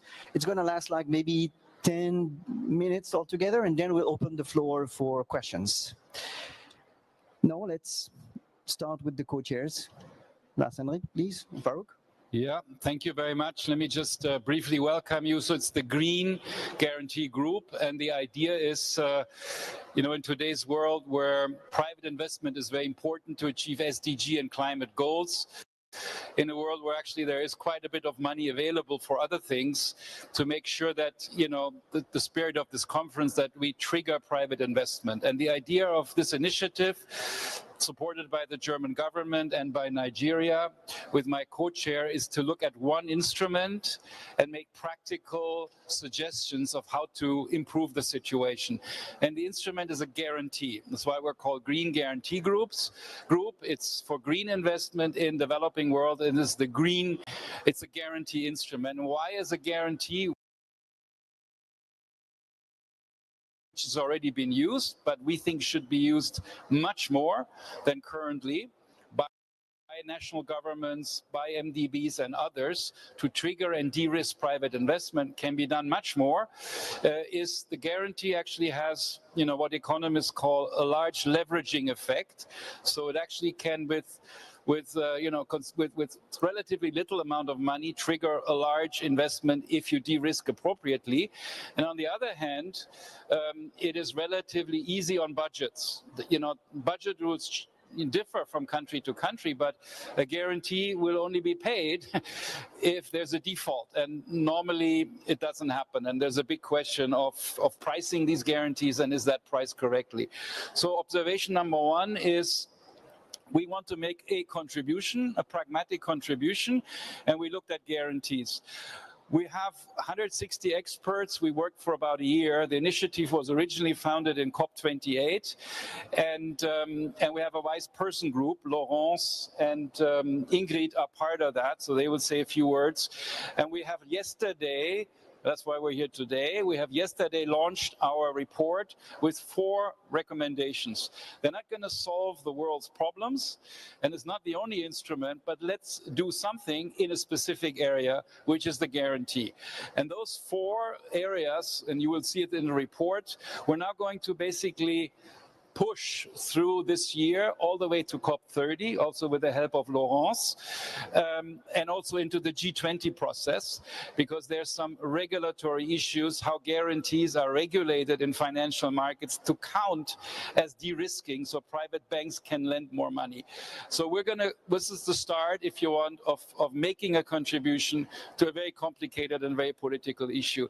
Let me conclude, and then my dear colleague Farouk from Nigeria, the 4 areas which we're suggesting, and you can look for details in the report. The one is the financial regulatory treatment. So if you want, it's the Basel context. There's a lot of debate about, is this correct? Is this fair? Is it just towards the developing world? We're not getting into that. We're just saying, assuming you want financial stability and risk-based, which are the two principles of Basel, can we do some things to improve how guarantees can be used? And we have 2 or 3 actionable, you can read in the report, suggestions, which we think can help the situation. That's the first one. The second one is a big problem is currency risk. So, local currency and the local markets. And, this comes up over and over and over again. And we have a couple of suggestions of how to improve that and to increase that to lower the risk of this big problem on currencies. It's a very complicated area, but I think we have, Morgan, some 2 suggestions which are reasonably simple and pragmatic. The third one is my favorite one. It's data. So you can ask about pricing of risks. Is it fair or not in the developing world? But one thing you cannot disagree with is that more data to price better, more efficient, helps. So we are suggesting that the GEMS database, there's a database at the World Bank at MIGA, which is called GEMS, to include data on guarantees. So let's see how guarantees are actually propagating out in the rest of the world. And let's include that a better basis for pricing that risk. So this is more data and more transparency. That's the third one. And the fourth one is more regional cooperation. A lot of the development banks and DFIs are working side by side. There's some good examples of cooperations. So we're saying we need more of that. We need to have more regional integration, also regional pooling of risks. This is something Farouk has been pushing very hard to basically reduce the risk at a regional level, because the money comes from the outside. There's a lot of capital out there, but the knowledge about where to invest is mostly local. And so the fourth area is to expand hubs and local hubs in the regional area. So these are the 4 areas which we're now pushing, and we think will make a contribution. Farouk. Thank you very much, Hendrik. And good afternoon to our dear guests. This presents for us a great opportunity to present the Green Guarantee Group, which underscores the entire discussions we've had over the last 1 to 2 days. Today, we've had the leaders talk about the dire need for development finance, climate finance. We've also had the way financing is dwindling, particularly from the public sector. Now, for many emerging markets and developing countries like Nigeria, we've signed up to so many things that have not really happened. And the real reason is our markets are seen as so risky. Our markets borrow at very high rates. Our markets are operating in silos. We're not able to aggregate projects. And so when the idea of Green Guarantee Group came up, it was definitely near to a silver bullet for us, because obviously we can only leverage on private finance, and we all know that private finance cannot come without the right environment. And so the idea to bring in governments, development finance institutions, multilaterals, all kinds of brilliant ideas to come up with an innovative, strategic, forward-looking concept of rethinking about guarantees as a tool for unlocking the massive capital that is all over, not only from the international finance side, but also from domestic finance side. We have a lot of funds today within the continent of Africa, which is not able to finance any development or finance concept. And the reason is simple. Private sector don't go for where they are not safe, they are not secured. They cannot get returns. And you can't get returns when the entire concept of borrowing itself is not standardized. So I think for us, the platform created here in Seville to make the GGG initiative as part of the Seville Platform for Action, leading us up to COP30, is a fundamental way that we believe we can begin to walk the talk in terms of making actual investments in these great areas happen.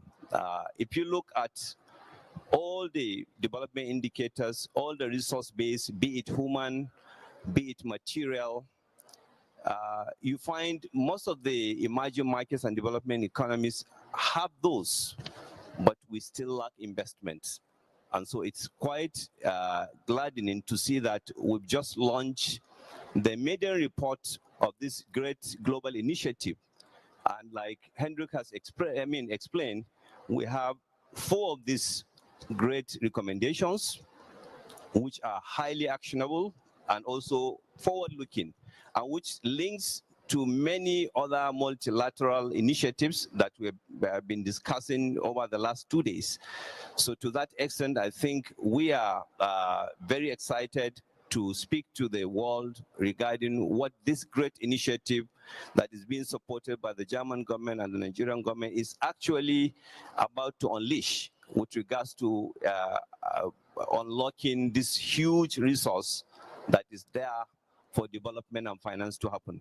And I think at this point, our wise persons, group persons who are indeed very wise, will be talking to you on some of these recommendations and what they think about them. And so I will leave here. Thank you. Thank you, Farouk. Laurence, would you like to say a few words? I'm very wise, that's for sure. No, I just found this really remarkable. You know, I have a lot of experience on the past to try to unleash this development and climate finance, to try to build system for blended finance. And I remember quite a painful experience with, the German Development Agency, the French agency, and BlackRock and others in philanthropy to try to do a blended financing and, to have a guarantee. And then there was a lot of transaction costs. And in a way, it resulted in a very modest, finally, blended capital, which anyway was good to train ourselves, but not really. And that's really fantastic in this report and this recommendation.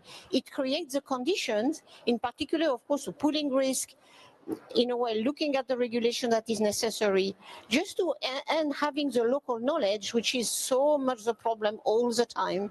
There is recommendation that can really make a difference and really not generate more transaction costs, and in a way, trying in a way to negotiate dollar by dollar what kind of risk you take or what not, to a system that really is needed now. And the pooling, and I was very happy to think listen to Farouk and to you, Lars Henrik, that even for Nigeria and Africa, that could be a very good instrument because it gives, well, again, the enabling environment where a lot of private capital you have can really be reasonably secure to go for this. So I think it's a massive breakthrough. I will certainly, among many initiatives, try to really make the case for the COP30 presidency in my new role now of the special envoy for Europe. But really, I think it will make a huge difference. So if we can distribute this, make the case, I think it will make, again, a whole difference. And I speak by experience, that's the only way we can really get the leverage we are looking for private capital to flow. So thank you for the job and your leadership. And again, I think if we can go to the African Climate Summit every time we can, and this very strong argument that would reassure the private capital which is there, as well as the European capital that can be now invested successfully in the continent, which is in a way where really money has to flow now and not later. Thank you. Thank you, Laurence. Mrs. Owen, you're not only a wise person, but I forgot to mention you're also vice chairperson of the management board of the GIZ, the Deutsche Gesellschaft für internationale Zusammenarbeit. Yeah, thank you. Let me also join Laurence in commending the two co-chairs for this excellent product, because I think that the report and what you collected as a new initiative is actually doable. it's sufficiently ambitious, if it's being picked up by the different actors that you explicitly named in your report. And I would also applaud you for having made this process a very inclusive one. So you consulted heavily with the respective MDBs, with the private sector, with development institutions, with financial institutions. I think this is well represented in the report. Secondly, let me say that, of course, to expand guarantee schemes, this can't be a silver bullet, but it is a very, very important component in a broader ecosystem and can really make a big difference. Let me give you a number, because Lars Henrik spoke about leverage effects. In the project that we are implementing in Brazil on behalf of the German International Finance Initiative, ICI, we have a leverage effect of a guarantee fund attached to commercial banks in Brazil for energy efficiency projects by 1 to 10. So it's quite a good number for a sector that it's not at the forefront of investment. And secondly, actually the creditors are small and medium-sized enterprises, so not the big companies. So a lot can be done if we do it wisely and in partnership. Thirdly, we have to recognize that, of course, we are living in difficult geopolitical times. We are seeing, unfortunately, a decline in ODA. We're seeing, unfortunately, a decline in international funding. So I think every dollar, every euro that we can find and additionally leverage to achieve the SDGs and to get to net zero and implement the Paris Accord, I think is really worthwhile, a big effort. And the proposals made by the Green Guarantee Group, therefore, for me, are a building block for what possibly is being discussed also in Belém on climate finance. Fortunately, and the OECD is already working on this, in the past, development finance was a little bit hesitant to acknowledge the beauty of guarantee instruments due to the fact that it didn't count against the ODA quota. So this is going to be changed. So there is no excuse anymore to say we do little on this front, first.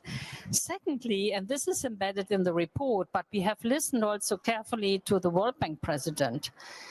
Partially, I mean, we saw like a proliferation of different guarantee funds, different models, etc. And I think standardization is key to actually upscale its implementation. And more transparency about the different prices, incentive systems, and regulations that come with certain guarantee schemes. This is going to make it so much easier for uptakers in the global south to use those beautiful instruments. And the World Bank has done one big step by organizing actually guarantees differently internally, and possibly others are going to follow suit. And I would like to see other MDBs also to join efforts in this respect. And of course, also bilateral donors and agencies to always figure out where can I build in a guarantee scheme that may unlock additional private finance. Thank you. Thank you so much, Mrs. Owen. So we have, let's say, 10 minutes for a Q&A. So if you have a question, please raise your hand. So do we have a mic for the gentleman here? Maybe we can use...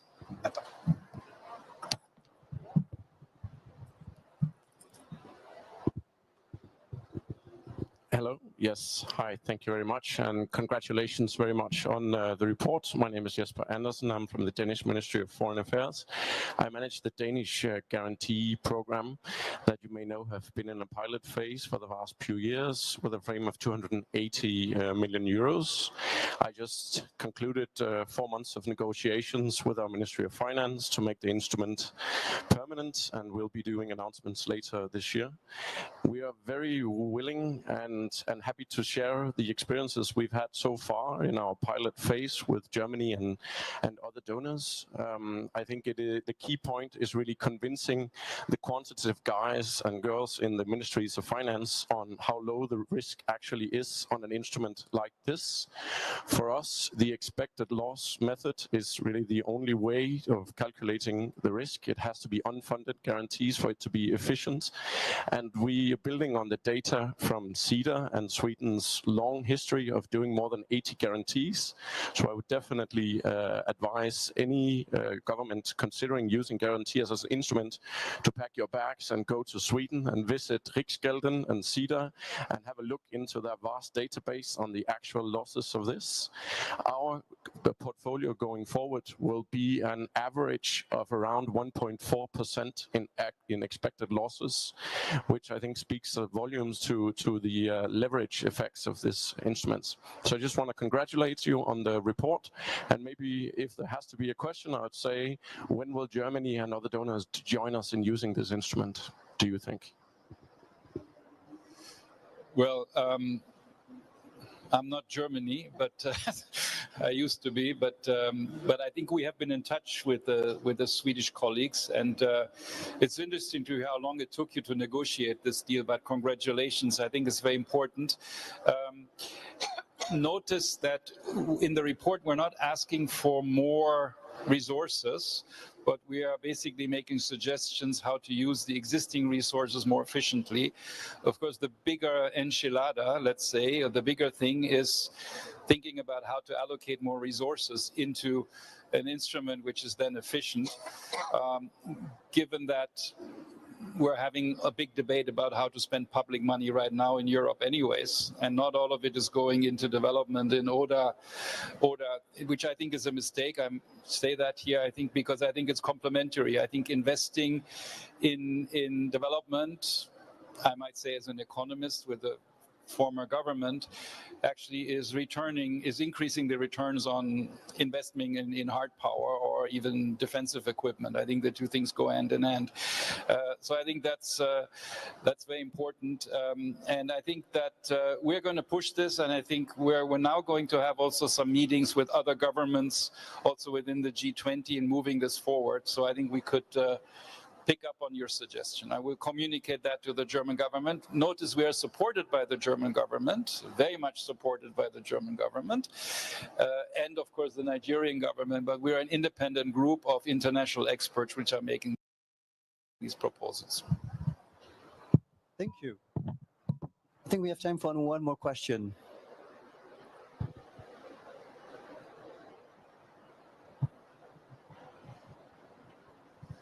Everything was crystal clear. That must be the reason. So read the report. I guess look at those recommendations. I think they're doable, as Ingrid was saying, and thank you very much. And we'll be there present at every occasion for the rest of the year.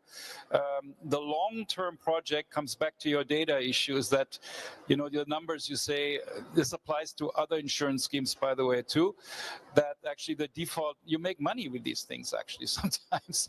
So the risk is much lower than expected. So I think the fact that we're calling for more data, and we're not claiming it to be unfair, even though you could, but we're just saying more data to price correctly and to give the development world a fair chance by pricing it correctly. I think that's one of our main recommendations, and we need your support. GEMS has indicated that they're willing to expand their database towards guarantees, but also actually towards other resources. So there's private data on that, for example, which is for legal reasons sometimes very protected. They're rating agencies, but I think we need to get that right, not only for fairness issues, but also to get the necessary investment into the developing world. So that's one of our big recommendations, and we're looking forward to your support. Thank you. Thank you so much. I think with that, we can close this press-facing panel. Thank you for being with us. And please scan and take a look at the report. Thank you so much.